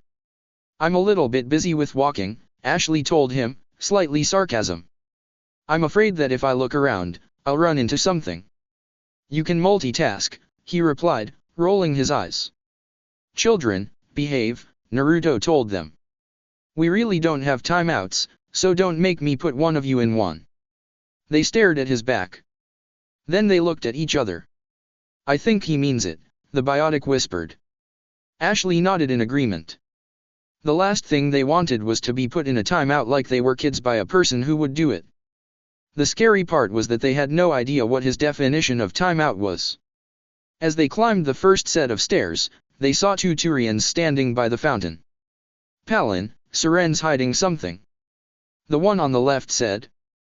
He had blue markings on his face and what looked to be a screen over his left eye. Give me more time. Stall the council. Stall the council. The so-called Palin repeated with a scoff. He was dressed a bit more richly than the other Turian and had white markings on his face. Don't be ridiculous. Your investigation is over, Gurus. He turned around and walked away without another word. Gurus looked like he was about to say something, but nothing came out of his mouth as the other Turian walked away. Noticing that there were 3 people looking at him, he turned to face them. Enjoy the show? He asked scathingly. Were you being chewed out by your boss? Naruto asked. It looked like being chewed out to him. What do you think it was? Getting a promotion. He growled with obvious sarcasm. Who are you anyway? The name's Naruto Uzumaki, he introduced himself. Sorry about asking that kind of question. He waved away. It's fine. Well, it seemed like introductions were being given. My name is Gurus Vakarayan. I was the officer in charge of the CSEC investigation into Saran. It's nice to meet you, Gurus. Who was that guy you were arguing with anyway? Besides your boss, that is. He glanced at his boss's retreating backside with a glare. Turians gave good glares, Naruto noted. That was Executor Palin, head of Citadel Security. He'll be presenting my findings on Saran to the council. And I'm guessing you're suspicious of Saran. He snorted. That'd be putting it mildly. Something about that guy just rubs me the wrong way. But he's a specter, everything he touches is classified, he said mockingly. I can't find any hard evidence. Not to interrupt the conversation, Commander, but I think the council's ready for us, Kaiden told the blonde, looking ahead. It sounded like there was a meeting up the stairs. If there was, they should probably be up there. I wish you luck, Naruto. Maybe they'll listen to you, Gurus said before walking away. That was cheerful, Kokuo stated drily. Not so much, no, Naruto silently replied. That was irritated in anger. When did you become a therapist? The Gobi asked him. I didn't. I became a shinobi. He got you there? Shikako said with a laugh. Kokuo glared at him and raised his hoof threatened. The Tanuki calmed down but couldn't keep the giggle in. Naruto ignored what was going on in his head and walked up the steps. Both of his teammates followed him, looking around as they went. I bet all these staircases aren't just for show, Ashley noted as they climbed a second set of stairs. They make for good defensive positions if this place is ever attacked. The staircase was flanked by two high walls that did offer good shooting spots on the top. That is if the attackers managed to make it this far, Kaiden pointed out. There was a lot more to go through if an invading force wanted to get to the stairs. There was the fleet, the Citadel's defenses, CSEC itself, and that damn elevator, just to name a few. The blonde in the group scoffed. The stairs wouldn't matter much. Any shinobi worth their kunao would be able to get to the base of them and reach the top in 10 seconds, 15 if they're sluggish. They wouldn't see it as an obstruction. That's a lot of faith to be putting on the shinobi, Ashley said offhandedly.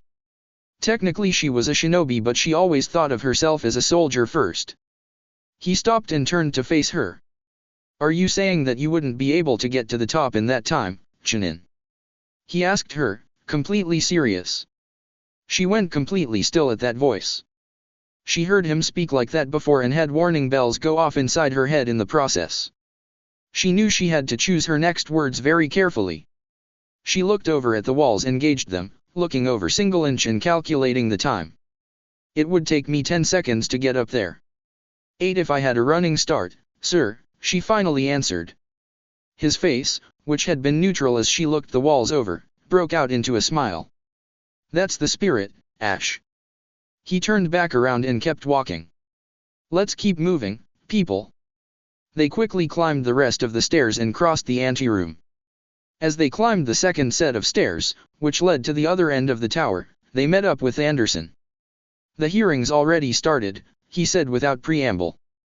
Come on. Both Kaiden and Ashley decided to hang back as Naruto and the captain climbed up the rest of the stairs. They found Yudina standing before the council. The distance between them was emphasized by a glassed garden below.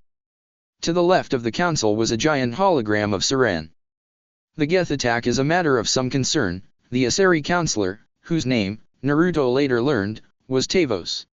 He also learned, at the same time, that the Solarian counselor was Valern, and the Turian counselor was Spiritus, admitted. But there is nothing to indicate Saran was involved in any way.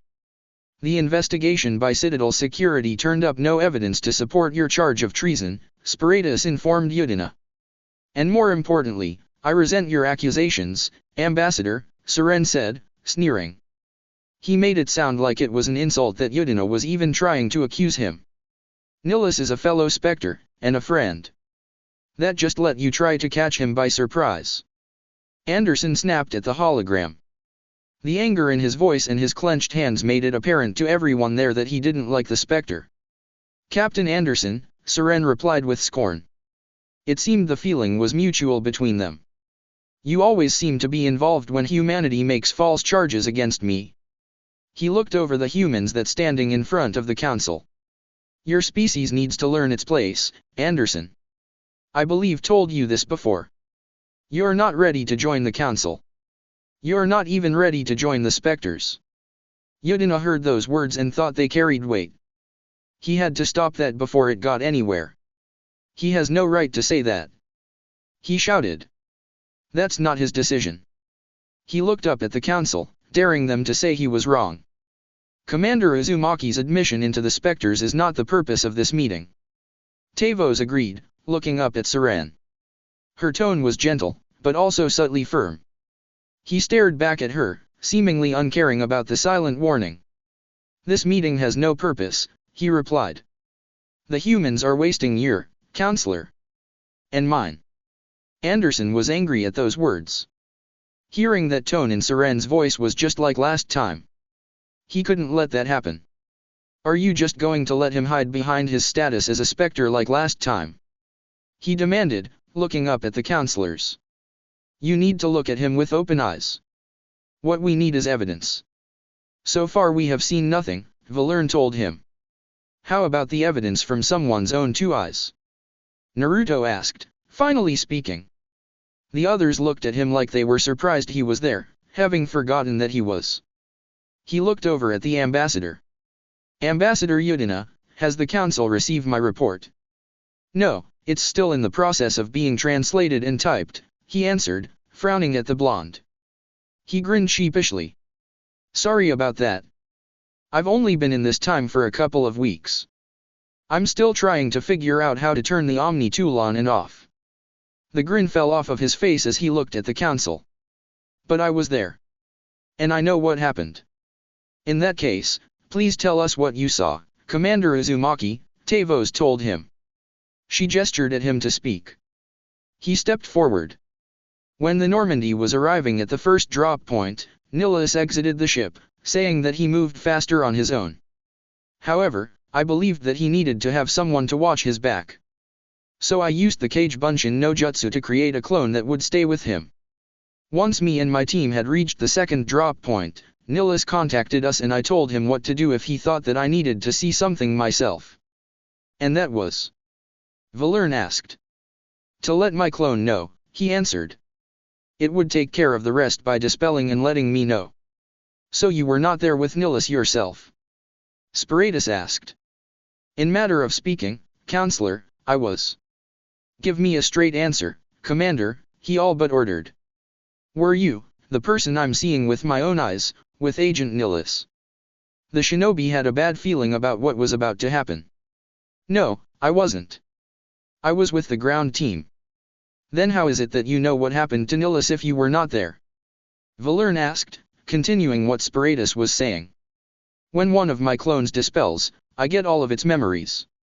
So when Nilus and the clone reached the spaceport entry, they saw Seren there. His reason for being there was, and I quote, the council thought you could use some help on this. Meanwhile, my team and I were on the way to the spaceport when we heard the sounds of gunfire. I then received the memories of my clone. A few minutes later, when we got to the edge of the spaceport, we found Nilus on the ground with gunshot wounds. The only person who could have done that was Seren.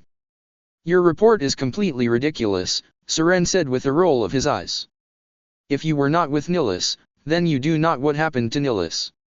And I've read how the Cage Bunshin no Jutsu works, the memory passing ability was not a part of it. It just gives you a clone that can be touched. That superior tone was starting to grate on his nerves. Where the hell did you read about how the Cage Bunshin works? He demanded, losing his cool for a moment. He stopped and recollected himself. Now wasn't the time. But Seren heard and his eyes gleamed with satisfaction. The politicians saw it too. When the Alliance was welcomed to the galactic community, we had asked that they give us a detailed explanation on every single jutsu that has been created, Tavos explained. He couldn't believe what he had heard. Even the clan-related ones. He asked in stunned shock. He had known a lot of people who would have taken those kinds of jutsus to the grave before letting others who weren't in the clan know them. Seren nodded. He was enjoying where this conversation was going. Furthermore, the Kage Bunshin is labeled as a kinjutsu. The last time I checked, having such a thing is a crime, punishable by death. That's only if the person has stolen a kinjutsu, not uses and successfully masters it, Seren, Anderson said in contempt. Get your facts straight. Oh, my apologies, he said without an ounce of apology. But the fact remains, your commander wasn't actually there with Nilus and therefore, he could not know what had happened. Agent Seren is correct, Spiratus agreed, nodding. If you were not there yourself, you could not have seen what happened with your own two eyes. It is most likely that you subconsciously created memories in the heat of battle that made to you afterwards. Memories that made you think that you were with Nilus, possibly so you could suppress the guilt you felt by not being there and protecting him, Valerne continued. If that is the case, then the report you've written is not accurate and cannot be used as evidence, Tavos said. She looked down at the human. Please do not make up facts that might distort the truth, Commander. For a good long minute, Naruto didn't say anything. His silence filled the air as everyone began to feel nervous. They could see that his face held no expression. But they didn't know if there were any emotions in his eyes, being blocked the shades he wore. Did you just say that I don't know how the Kage Bunshin no jutsu works, to my face? He finally asked. We understand if you feel upset at the loss of supposed evidence, she said, continuing as if this was another normal meeting. Perhaps if you were to try and rewrite your report, you might remember what actually happened on Eden Prime. He just looked at her in a silence that people who knew him would have thought that he couldn't hold. And that would have made them worried. At that moment, he did indeed look like he was from another time, a time where the counselors would be dead for saying such a remark. Finally, he turned to face Yudina. And we're trying to play nice with these assholes? He asked in a voice that could be heard throughout the hall. Yet he didn't shout and he was completely serious. A less put-together person than Yudina or Anderson would have looked at him with their jaws agape. No one had openly insulted the council like that. Sure, there were insults flying behind their backs, but no one had said anything like that to their faces. All three of the counselors looked they had been smacked hard across the face. Is there anything else you would say, Commander Uzumaki? Valerne asked him. His voice tight and controlled, but anyone there could tell that he was silently ordering the blonde to watch his step. Unfortunately for him, he didn't really know Naruto that well. Why bother? The blonde asked with a shrug of his shoulders. The three of you would rather smell the shit and call it lovely instead of face the facts. They might have as well stick their fingers in their ears and sing loudly, and possibly off-key. The shock and fury on their faces when he first insulted them grew bigger. The council has found no evidence of any connection between Seren and the Geth, Tavos announced. Her voice sounded like she was 2 steps from trying to seriously hurt the blonde. Ambassador, your petition to have him disbarred from the specters is denied. Yudina managed to look both disappointed and furious when he heard the outcome. I'm glad to see justice was served, Seren said in a smug voice before his hologram disappeared. This meeting is adjourned. The 3 counselors turned around and walked away from their podiums, disappearing from sight. Yudina, Anderson, and Naruto walked away from their end. It was a mistake to bring you into that hearing, Captain, Yudina began once they were down the steps, frowning at Anderson. You and Seren have too much history. It made the council question our motives. He turned to Naruto. And you? What in the name of the Silent One were you thinking, insulting the council like that? That was justified. They insulted me first, Naruto replied. The last time I checked, the only person who knew how the Kage Bunshin worked better than me was its creator, the Nidaime Hokage. And the 3 of them said that I don't know how it works, to my face. He was going to hang on to that fact until they realized how they screwed up. And I know Seren, Anderson said. He's working with the Geth for one reason, to exterminate the entire human race. Every colony we have is at risk. Every world we control is in danger. Even Earth is in danger. He sounds paranoid, Saiken commented. Do you think something happened between those 2? Why don't I ask? Naruto said. I take it that you and Seren have a history. He asked Anderson. I worked with him on a mission a long time ago, he admitted after hesitating a little. Things went bad, real bad. That was enough for the blonde to know that there's something more to the story. Look, we shouldn't talk about this here. But I know what he's like. And he has to be stopped. So what do we do now? The blonde asked as Kaiden and Ashley walked over to them, falling in behind him. As a specter, Seren's virtually untouchable. We need to find some way to expose him, Yudina said. He frowned in concentration, trying to figure out a way to do that. An idea came to Kaiden. What about Garis, that CSEC investigator? He suggested. We saw him arguing with the executor. That's right. Ashley agreed. He was asking for more time to finish his report. It seemed like he was close to finding something on Seren. And since he was close, the council shut him down, Naruto said with distaste. It seemed what he had thought was becoming more and more true. The council didn't want to lose their best agent, so they did what they could to make it happen. Where can I find him? I have a contact in CSEC who can help us track Garis. His name is Harkin, Yudina told him. Anderson frowned as that man came to his mind. Forget it, he said. They suspended Harkin last month. He was drinking on the job. I won't waste my time with that loser. You won't have to. I don't want the council using your past history with Seren as an excuse to ignore anything we turn up. Uzumaki will handle this. He's right, Naruto agreed. Let's face it, Anderson. You would have jumped in with my vision to try to keep the charge going if I hadn't said anything. If he had done that, they truly would have been dead in the water. And the captain knew it. You're right, he conceded. I'll step aside. I need to take care of some business, Yudina told them. Captain, meet me in my office later, he said before walking away. They watched the ambassador walk away briefly. So where is Harkin? Naruto finally asked Anderson. He's probably getting drunk at Kura's den, he answered. It's a dingy little club in the lower section of the wards. One could hear the distaste in his voice. Are there any other leads I could use? He asked.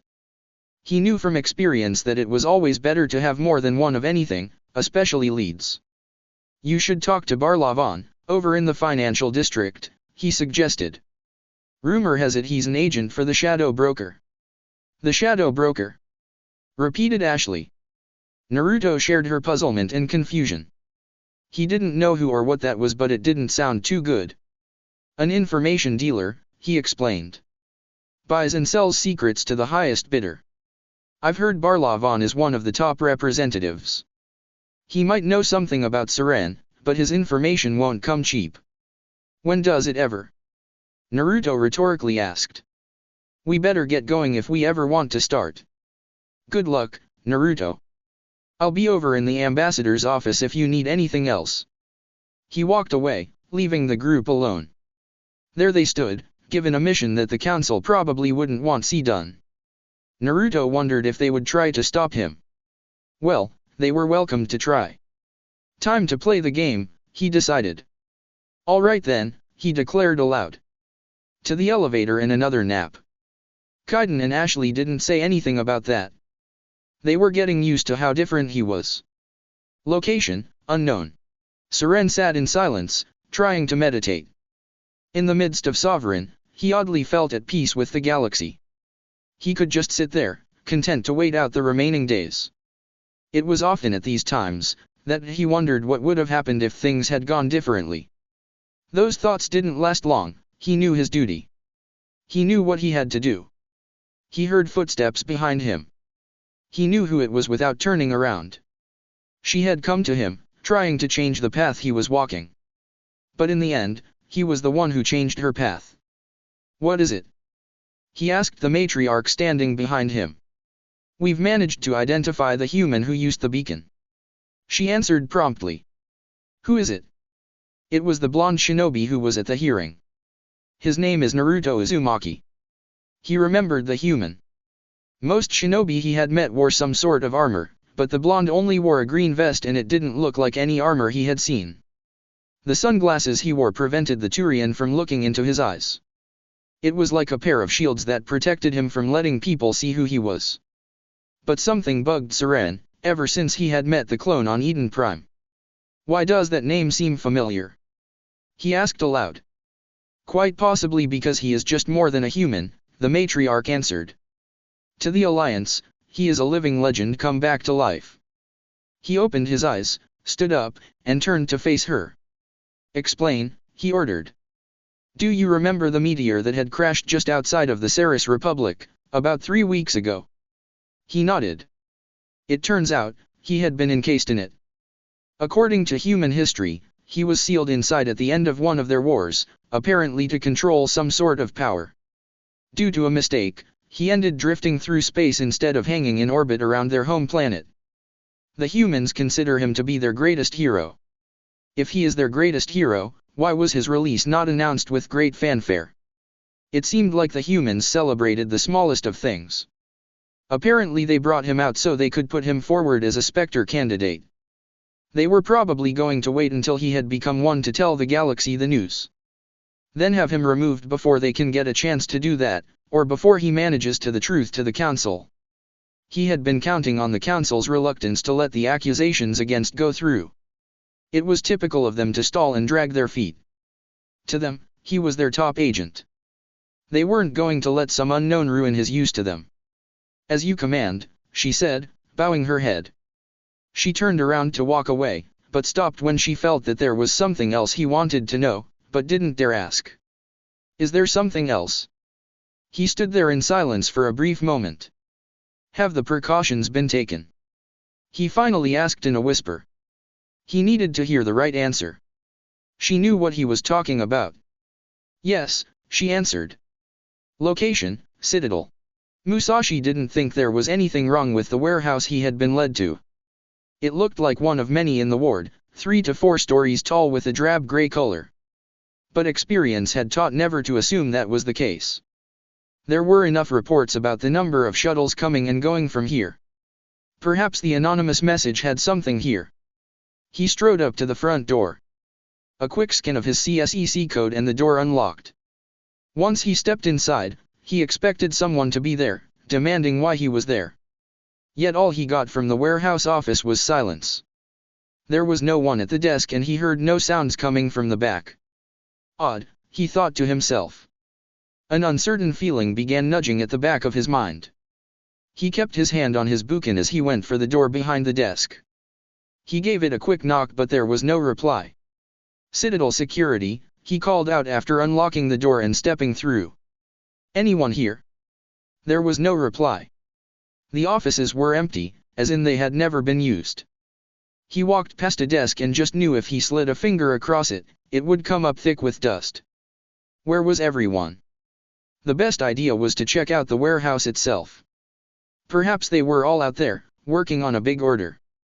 But while that sounded plausible in his head, he couldn't shake that uncertain feeling and kept his hand on his bukin.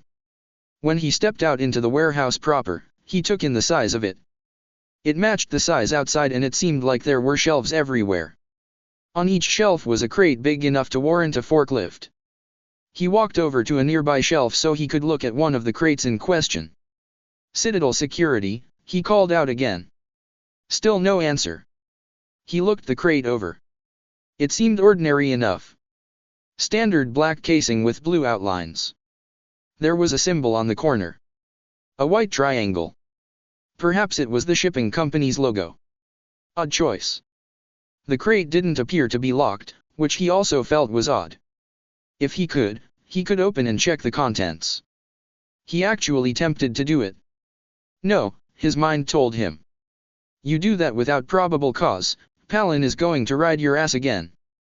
And that was the last thing he needed right now. Why did he become a cop again? Oh right, because he just got out of the military and didn't feel going home. He heard a sound behind him. He turned around and saw a trio of Asari standing there, looking at him. They were wearing armor and had guns on them. In fact, they were carrying a full arsenal. Must be the security, he thought to himself. Still, better to get the introductions going, before things could get worse. Hello, he said, coming forward. I'm That was as far as he got before they drew their weapons. He dove behind the crate just as the shooting started. He activated his Omni tool and quickly sent out an SOS. This is CSEC Officer Musashi. I'm under fire. Request immediate support. Puzzle District, Bachoyret Ward. Warehouse. His call went dead. They must have been blocking his signal.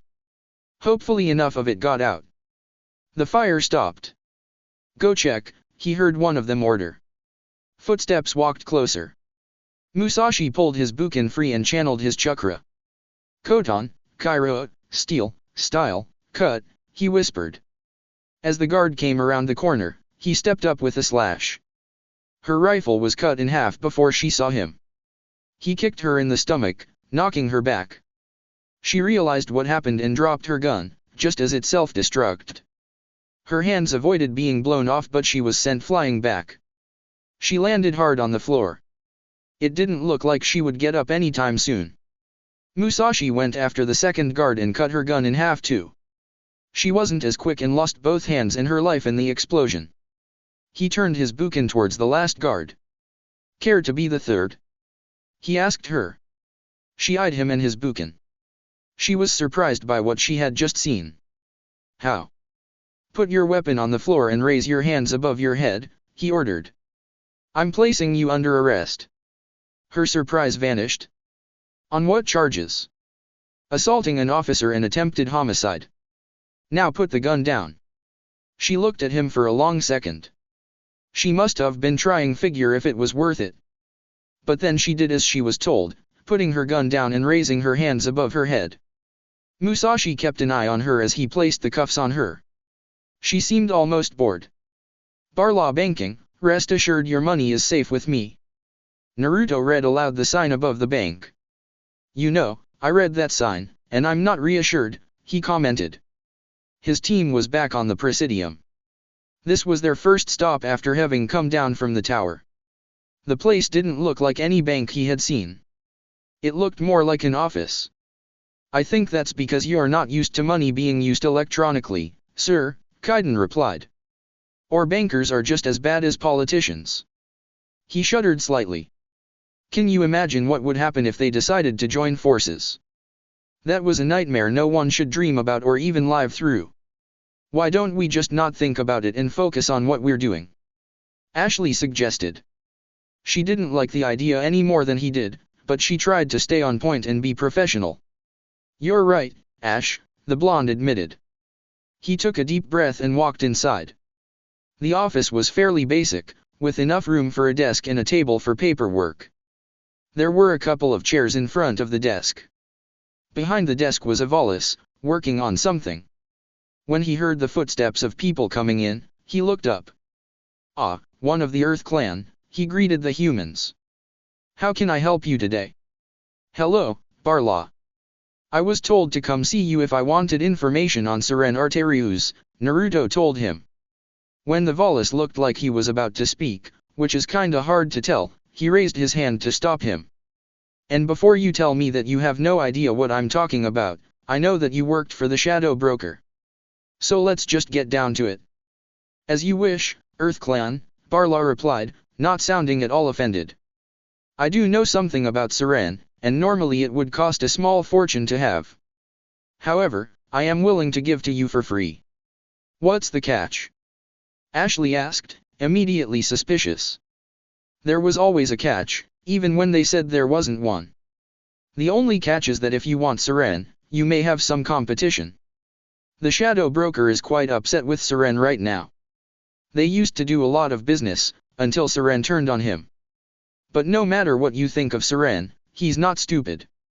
He knows the Shadow Broker is a valuable ally, he explained. Turning on him doesn't make sense, not unless something huge was at stake. And what the hell could that be? Naruto silently asked himself. Even though he didn't really know Siren, he could agree with Barlaw Vaughn's statement. So what were you talking about when you said competition? All I know is that the Shadow Broker hired a freelancer to deal with it, a Krogan mercenary. Last thing I heard about him was that he was paying Citadel security a visit. If you hurry, you could probably catch him before he leaves the CSEC Academy. Why is a mercenary visiting the cops? Kaiden asked. I doubt the visit was entirely his choice. At least we know where he is. Thank you, Barlaw, Naruto told the Valis. He and his teammates turned around and walked out of the room, leaving the banker/representative alone to continue whatever it was he was doing. Rex stomped out of the bar, frustrated. He kept trying to do his job, but it always seemed like there was always someone there to block him. Much as he would like to have tossed the bouncer protecting his target out of his way, it would have only gotten uglier if he did.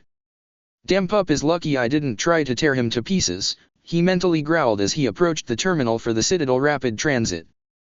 If you're planning to go anywhere other than CSEC, Rex, I wouldn't advise it, the voice of a human female told him from behind. He turned around to look at who it was. When he did, he frowned even harder.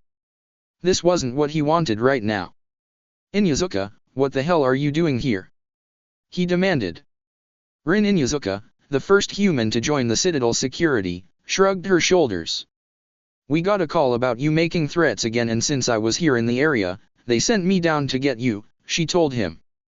That, and Shiromaru was looking forward to another round. She placed her hand on the fur of the giant dog by her side.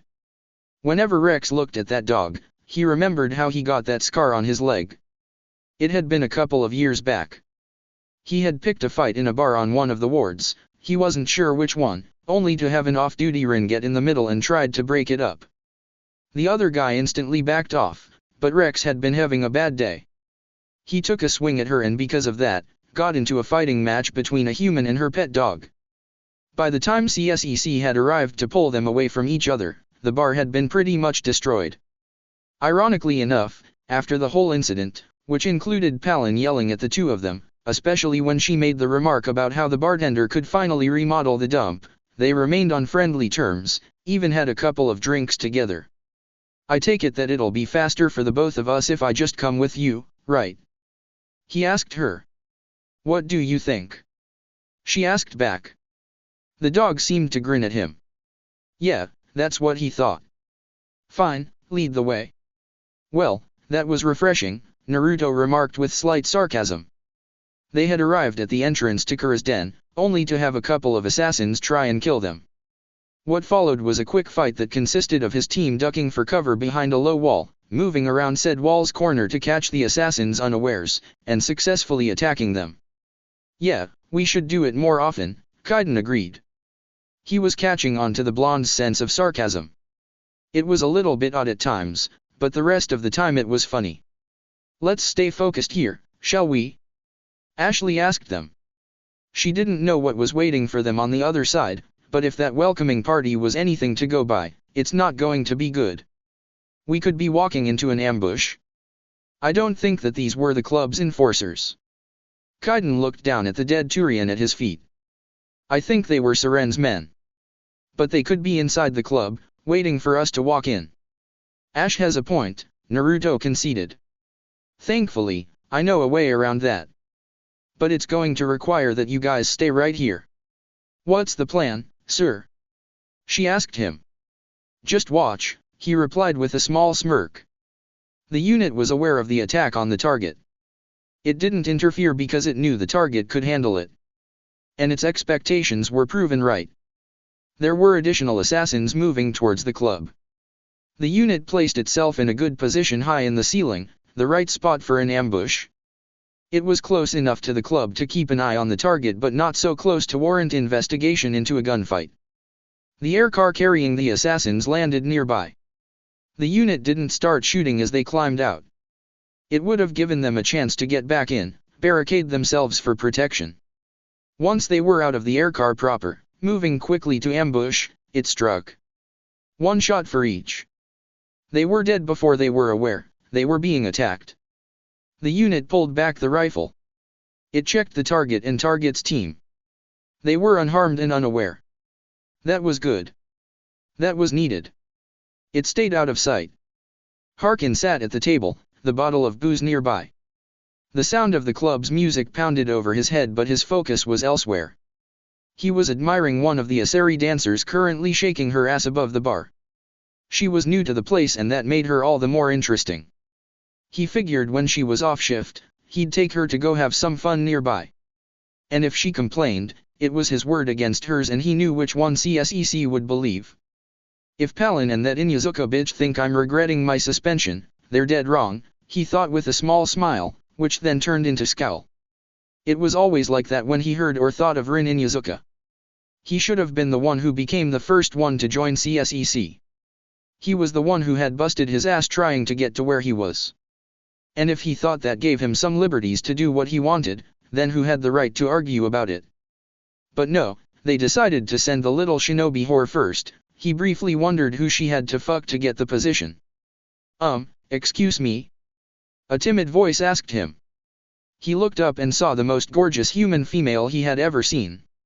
She was petite, with long blonde hair done up in twin pigtails. Her blue eyes sparkled with innocence and nervousness. The whisker-like birthmarks on her face didn't disfigure her, it actually made her look hotter. She wore a shirt and a skirt, a little retro, but who was he to complain? It worked, and looked to be in her early 20s. Can I sit down here? She asked him. Sure, sweet cheeks, he told her with a leer. She blushed but moved quickly. So, where are you from? He asked as she sat down, more like collapsed, in the chair. I'm from Earth. Actually, I arrived here on the Citadel today. But I must have gotten lost. I've been trying to find the apartment I rented for the past 4 hours. She stretched her back, making his eyes go straight to her chest. Sweet mother, she's got an amazing rack, he thought lustily. Perhaps I can help you find your apartment. He offered. Are you sure? She asked nervously. I was always told to never trust strangers. Probably from her parents. Did that make her daddy's little girl? That would something to find out. There's no need to worry. I'm with CSEC, he assured her, making her eyes shine with relief. Do you have the address of your apartment? Yeah, give me a minute. She began digging around in the purse at her side. Sorry, but I'm no good with an Omni tool, so I wrote the address down on a piece of paper, she apologized. She pulled out the paper and handed it to him. He looked at the address and knew where she went wrong. Well, I hate to break it to ya, but you're in the wrong ward. What? That can't be right. She protested. Afraid so. This address is in the Zakura ward. She took it and looked it over again. You mean I just spent 4 hours, walking around this ward for no reason? Tears began to well up in her eyes. Hey, there's no reason to cry, he told her. Even though he sounded reassuring, he looked at the tears with a mental frown. If there was one thing he hated, it was crying. It's just a quick ride if you take the transit. Just be sure to put the address. Any idiot could do that, even someone fresh off the ship. Thank you, she said with a smile. When he saw that, he couldn't wait to take her to her apartment and have some fun with her. Maybe he could even bring the Asari dancer along too. This would be a night to remember. But I do have one more question, do you happen to know where a Turian named Gurus Vakarayan is? That innocent-sounding question set off the warning bells in his head. Why should I tell you that, sweet cheeks? He asked. Suddenly, he felt the cold hardness of a metal weapon pressed against his inner thigh. How about the fact that you're about 2 seconds from losing what makes you a man? She asked. The nervousness in her voice and the innocence in her eyes were instantly replaced with steel and ice respectively. Suddenly she looked a lot different, more like a solitaire. Who the hell are you? He demanded in a tightened voice. That doesn't matter. Where is Gurus? Her insistence on the name made him think. Once he remembered what Gurus had been assigned, a shit job if ever he saw one, he knew what this was all about. Oh, I get it, you must be one of Captain Anderson's crew. He got some of his bravado back when he realized this. Poor bastards still trying to bring down Saran, eh? He grabbed the cup in front of him and drank from it. Hopefully the booze would give him a little more strength. I know where Gurus is. But you have to tell me something first. Did the captain let you in on his big secret? She didn't say anything, so he took that to mean he could continue. The captain used to be a specter. He grinned as he put the cup down. Bet you didn't know that, did you? It was all very hush-hush. The first human ever given the honor, and then he blew it. Screwed his mission up so bad they kicked him out. Of course, he blames Seren, says the Turian set him up. His grin faltered when he felt the blade press harder against his leg. Did I ask you about Anderson? The woman asked him rhetorically. No, I didn't. I asked you about Gurus Vakarayan. His bravado was quickly being overrun by his panic. All right, Gurus was sniffing around Dr. Michelle's office. She runs the med clinic on the other side of the wards. Last time I heard, he was going back there. That's all I needed to know. She withdrew the blade and stood up. Before he could say or do anything, she grabbed him by the head and slammed his face to the table, breaking his nose in the process. Thank you for your time, asshole, she said cheerfully as she let go and began walking away. Enjoy your drink. She sauntered through the club like she had won a fight, drawing more than a few eyes her way. Both Kaiden and Ashley were still waiting outside the club. Since there was no one who was coming to see if the assassins had been successful, they decided to toss the bodies over the edge of the bridge. The club door opened and the blonde walked out, getting their attention. Well, any luck? Kaiden asked her. She smiled and disappeared in plume of smoke. It's been over 2,000 years and men still fall for the Warwick no Jutsu, Naruto remarked with that same smile as he walked out of the smoke. I am a genius. You got the information? The biotic asked. Yep, Gurus is apparently at the med clinic run by a Dr. Michelle. I know where that is. Ashley spoke up. That's a couple of levels away from here. At least it's the stairs this time, he noted. We'll have some exercise. He started walking away from the club, letting the music grow quieter. What about Harkin? She asked as she and Kaiden followed him. She quickly took the lead. From what she had heard from Captain Anderson and from she knew of her commander, he probably would have done something to the so-called loser. He'll be having a very painful reason to go to the bathroom in 3, 2, 1. An agonized scream came from behind them, making both Ashley and Kaiden wince slightly. But the blonde didn't.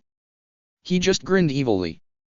In the midst of his mind, 9 Biju were currently laughing their asses off. You must admit, it was funny, the man who sat against the wall remarked. You and I have very different opinions on the definition of funny, the woman replied from across the table. They sat in a spot where they could see the majority of the club. Which meant they had a prime view of what happened. Yeah, I forgot you've got a stick up your ass. You have seemed to have forgotten that I can toss you around this place with ease. So, mind your tongue. Whatever. Face the facts, we're on babysitting duty. What we're doing is ensuring that he is made Spectre. They were also here to prevent the tribe from getting their hands on him. Ever since he was unsealed, he was a prime target for them. It's still babysitting duty, he grumbled. He was meant for more than this. Naruto could feel that something was wrong as they stood in front of the med clinic. Be ready, guys, he told Ashley and Kaiden. Something's wrong here. They silently drew their weapons and he readied a kunai. I didn't tell anyone. I swear. The voice of a woman cried out as the door to the med clinic opened. The three of them instantly saw that the woman in question had a gun pressed to her forehead. There was a long counter between them and the thugs. The Turian they had been looking for was crouched down alongside the counter and slowly moving around it, his gun out and ready to use. He didn't notice they had entered. That was smart, Doc, the thug holding the gun to her head said. Now, if Gurus comes around, you stay smart. Keep your mouth shut or will. He didn't get any farther than that, mostly due to the fact that the back of his head was sporting a kunai. The other thugs turned to face him. They were clearly surprised by what just happened. Gurus took advantage of that surprise by springing out from cover and shooting at the other thugs, forcing them back. Both Ashley and Kaiden joined him in firing at the thugs while Naruto had grabbed hold of the doctor and pulled her down behind a wall. Stay here, he told her. She nodded her head and he rejoined the fight. Guys, give me covering fire, I'm going in low. He crouched down and charged across the clinic. The thugs were more focused on those who were shooting them than the one who wasn't, so they didn't see the blonde until he leapt up and drove kunai into their foreheads.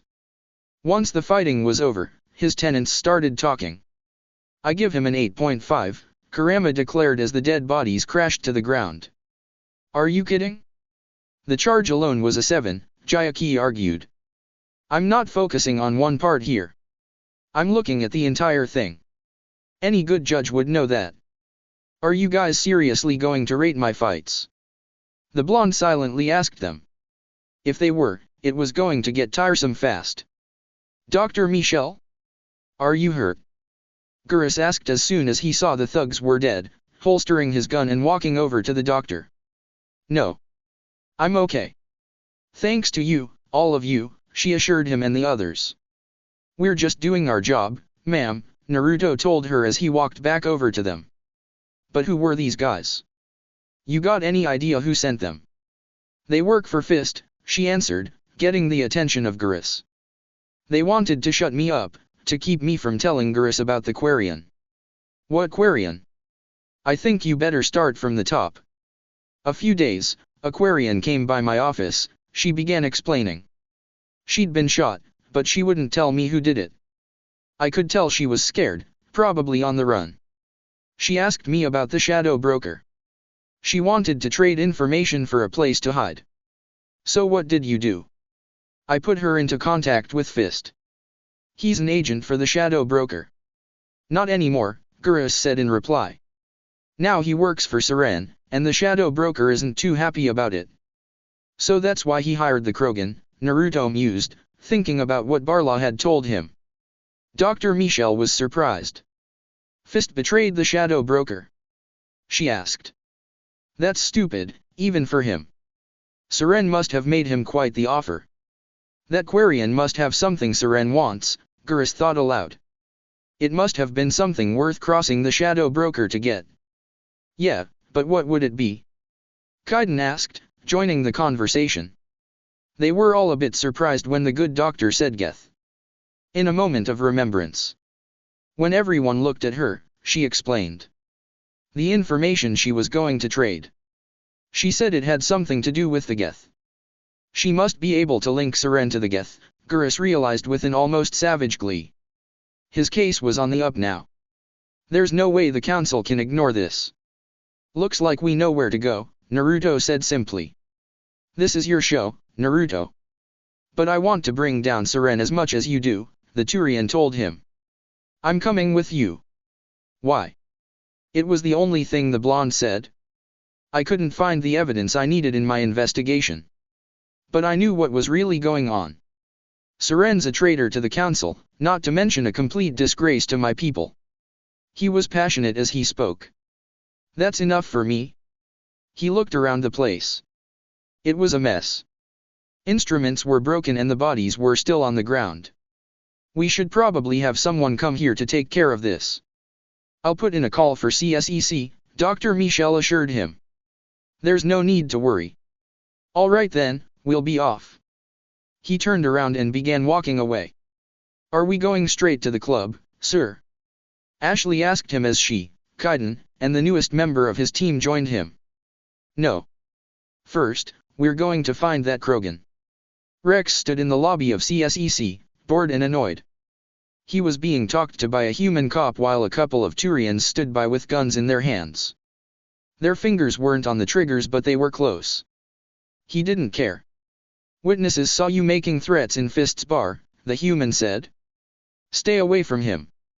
I don't take orders from you, he replied shortly. The Turians moved their fingers, going from standby to alert.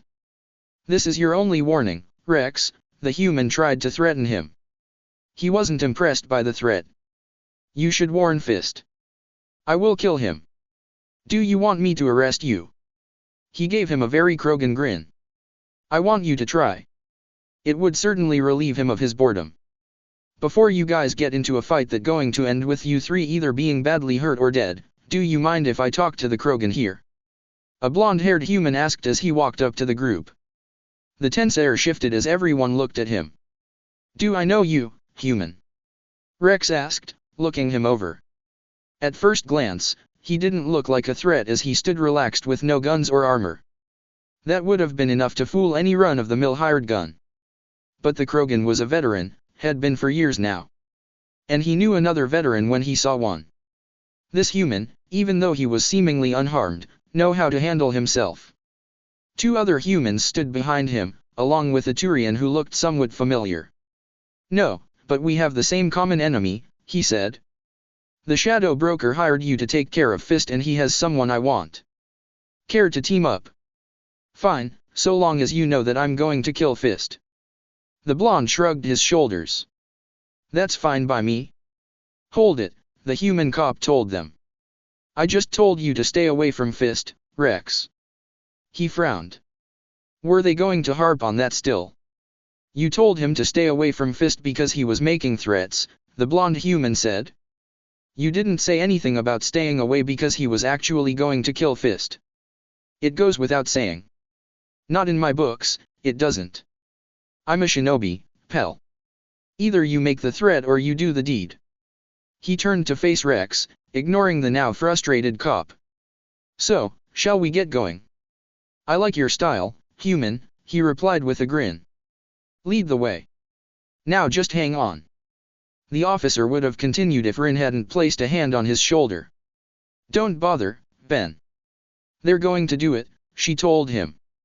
She had come in just as it looked like Rex was going to walk away. She knew she shouldn't have left Rex alone. Good thing she got back when she did. "Why don't you go for a coffee break? You look like you need it." He could see that the situation was out of his hands. "Fine, but I'm not going to be blamed for this, Rin," he told her. He walked off, disappearing around a corner. The other two Turians stepped back and stopped paying attention. "What are you doing, Inyazuka?" Rex asked her. It seemed like her day to come by and supposedly save him. "What does it look like?" "I'm getting your scaly hide out of a potential fire," she replied with a grin before turning to face the blonde. "Nice to meet you, I'm Rin Inyazuka," she said. "Naruto Uzumaki," he replied. The grin faltered a little, but it still held. "You're kidding, right?" She hoped it was a joke. "Trust me, he's not," the female human behind him said. "I see," Rin finally said. Her brain started to process just what she had heard. She chose to focus on what she did know, looking at the Krogan in the group. "By the way, Rex, when you down in the club, did you happen to see Harkin?" "Yeah, he was there," he replied. "I thought you lot would have gotten rid of him by now." Both she and the dog stifled growls. "Believe me, there's nothing I want more than to put a Mjolnir-class shotgun in his mouth and open fire. But the asshole has got enough connections to keep him in CSEC, despite Palin and my attempts to get rid of him." She noticed Gurus's small look of amazement. Right, he didn't think highly of their boss nowadays. But then he smiled. "Yeah, I remember the last brawl you guys had. Didn't Shiromaru take a chunk out of Harkin's ass?" he asked her. The dog in question barked once happily, giving them their answer. "Thank you for reminding of that, Gurus," Rin told him. The name gave Rex enough to remember the Turian was with CSEC, wearing a small smile. That's always worth a laugh. Especially how Harkin ran around screaming like a little girl. "I'm guessing you and Harkin have a bit of a history?" Naruto asked her. She was surprised at him, but then remembered that if what he said was true, then there was a lot he didn't know. "I was the first human to join CSEC 20 years ago, and after a year of me showing what humans could do, they let the other candidate join. That was Harkin, and he always felt that he should have been the first human to join. He's never stopped reminding anyone who would listen of that fact. Since he was the second and not the first, the embassy didn't really step in for him when he got into trouble. He had to make his own connections to keep him in. That was a load of backroom politics CSEC didn't need," she said with a small growl. "I'm glad I was right. I figured he was an ass," the blonde said to himself. "I'll tell you what, Rin, if Harkin is still there when we get to the club, we'll kill him too. Odds are he's still stuck in the bathroom." "Why would he be stuck in the club's bathroom?" she asked, confused. "I may have slipped something into his drink that would make him start bleeding from the ass, among other things," he said with an innocent smile that also seemed evil. "And I broke his nose." When she heard that, Rin broke out into a loud belly laugh that got the attention of some of the other people in the hall. "You just made my day," she told him, wiping the tears out of her eyes. "I'm going to have to tell that one to the other guys here. They're going to love it." "Nice to see you approve," Rex rumbled. "But we have to hurry if we want to catch Fist." "He's right," Gurus agreed. Every second they stood around, Fist was either going to bunker down or run. "All right, let's get moving," Naruto declared. They were on a bit of a time limit and they definitely didn't want to have the clock run out. As they left CSEC, Rex looked at him. "Hey, why did Inyazuka look like she didn't believe you when you told her your name?" the Krogan asked. "You ever read much human history?" he asked in return. Rin watched them leave before turning around and heading back for the bullpen. She thought about who she had just met. She almost couldn't believe it. But it had happened. Naruto Uzumaki talked to her. It was like meeting her childhood hero, which, incidentally, he was. But instead of jumping for joy and squealing about it like a teenager, she chose to think about what it meant. He was found. He was free. She wondered if Earth, if Konoha, had heard the news. That question put itself aside when she walked into the bullpen and saw a lot of cops moving fast, grabbing weapons and ammo. There were looks of focused panic on everyone's faces, like they knew what was happening and that seconds counted. It had to be serious. "Hey," she shouted at a nearby Asari, "what's going on?" "Theirs was a emergency call. A cop's under fire," she explained, quickly checking her weapon. "It's Musashi." That was all Rin needed to hear before she raced for her desk and started grabbing weapons herself.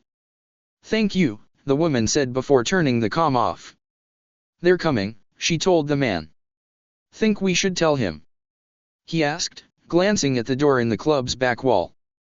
"There's still a chance to buy him, especially if we let him know." "I think he already knows," she noted, watching people begin to leave the club. Before long a Turian bouncer came up to them. "The club will be closing early today," he told them in a no-nonsense tone of voice. "Please leave in 5 minutes or less." "Understood, we'll leave right away," the woman replied effortlessly. Once he left, they got up and made their way to the exit. A strangled scream came from out of the bathroom while they walked. "Someone get him out of there already," one of the bouncers shouted. The woman smirked. "Seems he did quite a number on Harkin," she remarked as she left through the club door. The man wasn't as interested. "So, what now? We wait or go help the other guy?" She shook her head. "No, I'm sure he'll be fine. CSEC should have responded by now. The tribe would be tied up now, thanks to a call made to a cop earlier about one of their weapons warehouses.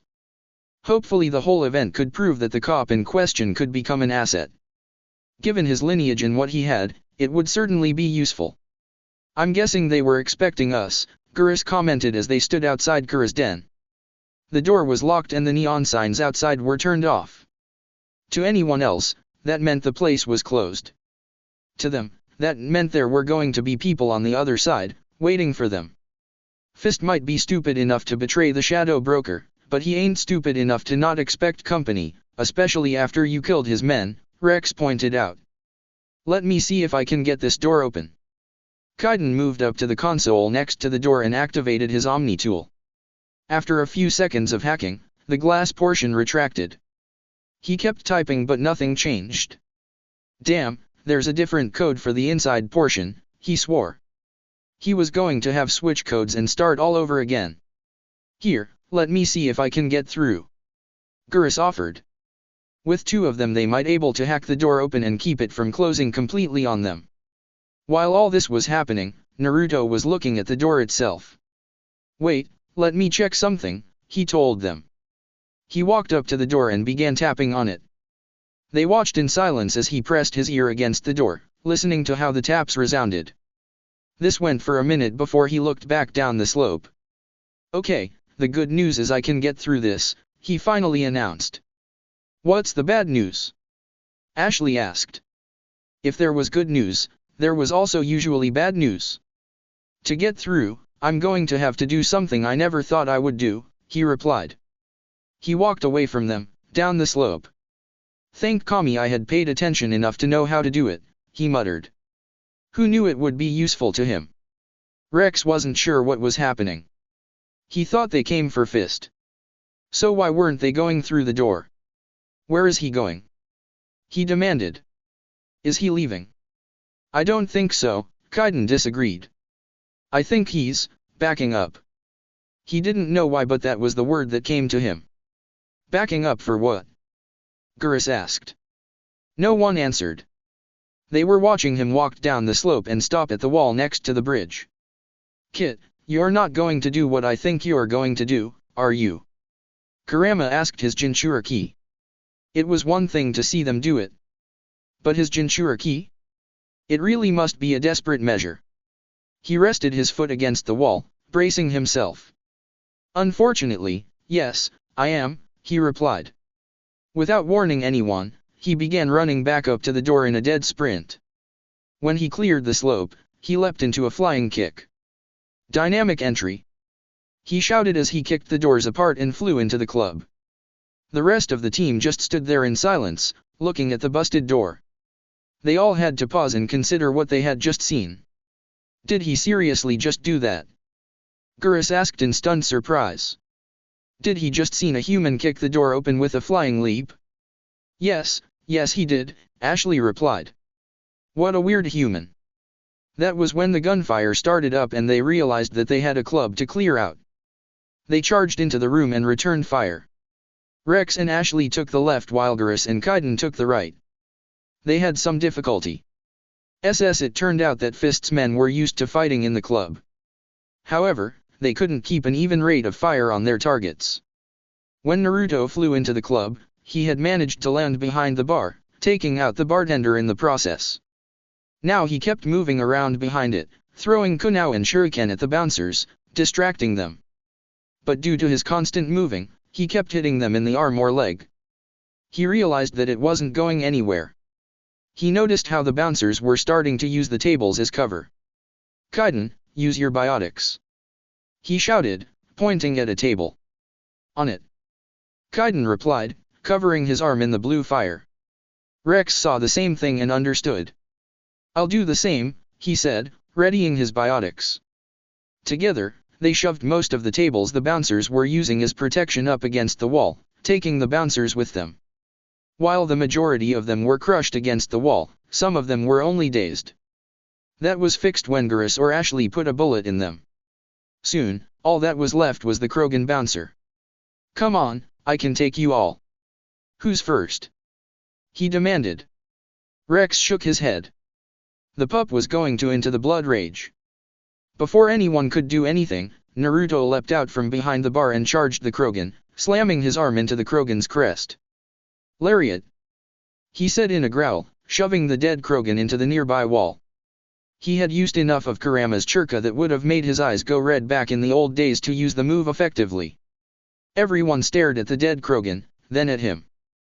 The humans knew what that move was, but they almost couldn't believe it. Was that the? Ashley asked, trailing off at the end. You heard me say it, he told her. B taught it to me back during the war. He didn't use it a lot, since he had plenty of other move that could cause just as much damage. Plus, he was never sure if he got the impact right. Whatever it was damn impressive, Rex told him. Now let's get moving. They moved towards the back, where the door the bouncers had been protecting. It opened as soon as they got close. What the hell? Gurus demanded. Fist locked the front door, but left this unlocked. I guess he didn't expect us to make it out of the initial assault alive, Ashley noted. That's good for us, Naruto said as he walked through the door. Once he was through, he stopped and stared. Oh, you've got to be kidding me, he moaned. We kid you not, the Biju in his head chorused. Standing before him was a human, who couldn't have been older than 15, holding a gun and pointing it at the blonde. Don't take another step. I'll shoot you, I swear. He screamed, his voice breaking. His hands were shaking so badly, the gun looked like it was moving its head back and forth. Without even blinking, the blonde knocked the gun out of his hands and held a kunao to his throat. His eyes, already wide, went wider still in panicked fear. But he wasn't going to die, not today. Get lost, Naruto ordered, withdrawing the kunai. The teen didn't need any more encouragement. He ran past them, fear giving him speed. After a few seconds, the sound of his feet hitting ground faded from their hearing. It's one thing to kill a 15-year-old shinobi, Naruto muttered as he walked past the piles of crates that were in the room. It's another to kill a 15-year-old who's just his first job. The rest of the team didn't say anything. As they walked through the next door, they almost walked into a trap. Fist, as well as 2 turrets, were waiting for them in his office and opened fire as soon as they came into sight. Thankfully, they reacted quickly enough and pulled back to cover. Those turrets are going to be a problem, Gurus noted. He saw only a quick glimpse, but he saw the turrets were a reliable model. Not for long they won't, Naruto replied. He pulled out 3 shuriken and threw them at the turrets and Fist, flashing through the hand seals. Futon, Shinkujin, Wind Style, Vacuum Blade. Wind spewed from his mouth and onto the shuriken, giving them a longer range and a sharper edge. 2 of them sliced the turrets in half while the third sliced the gun Fist was holding in half. He looked at the half of a gun in his hands in surprise. When he saw them walking forward, he dropped it and raised his hands up in the air. I surrender, he said quickly. The Quarian, where is she? Naruto demanded, folding his arms. It made him look a bit more intimidating. She's not here. I don't know where she is. That's the truth. The words came out of his mouth like he was shoving them out. Why do I have a hard time believing you? He asked. Rex raised his gun slightly, looking like he was ready to aim. Wait. I don't know where the Quarian is, but I know where you can find her. Naruto raised his hand at Rex. The Krogan paused and he looked at Fist. Keep talking. First, promise me that you won't kill me. I promise I won't kill you, he said without blinking. Now where is the Quarian? She's not here. She said she'd only deal with the shadow broker himself. Face to face? Asked Rex with a snort. Impossible. Even I was hired through an agent. Yeah, but she didn't know that no one meets the shadow broker. So I told her I'd set up a meeting, he explained, lowering his hands. He felt a little more relaxed now that he knew he was safe. But when she shows up, it'll be Seren's men waiting for her. That wasn't good, but Naruto knew that he had to keep his cool during this. Where did you set the meeting up? He demanded, glaring at the man and focusing a small amount of killing intent at him. It was enough. Suddenly Fist knew he shouldn't piss off the man in front of him, lest he do something terrible. Here on the wards. It's in the back alley by the markets. She's supposed to meet them right now. He hurriedly answered. The glare that the blonde was giving made him feel like if he answered wrong, it wouldn't be pretty. So, you'll let me go, right? I told you what you needed to know. The blonde laid off the intent, but he was still glaring. Sorry, but you're not leaving here alive. He replied coldly. What? That couldn't be right. You promise you wouldn't kill me? I did. He pointed a thumb at Rex. He didn't. The Krogan raised his shotgun and fired once. What the hell? Ashley shouted in surprise as Fist's dead body fell to the ground. What are you doing? Gurus demanded of Rex. They could have brought him in and get information on Seren. The shadow broker paid me to kill him, he answered shortly.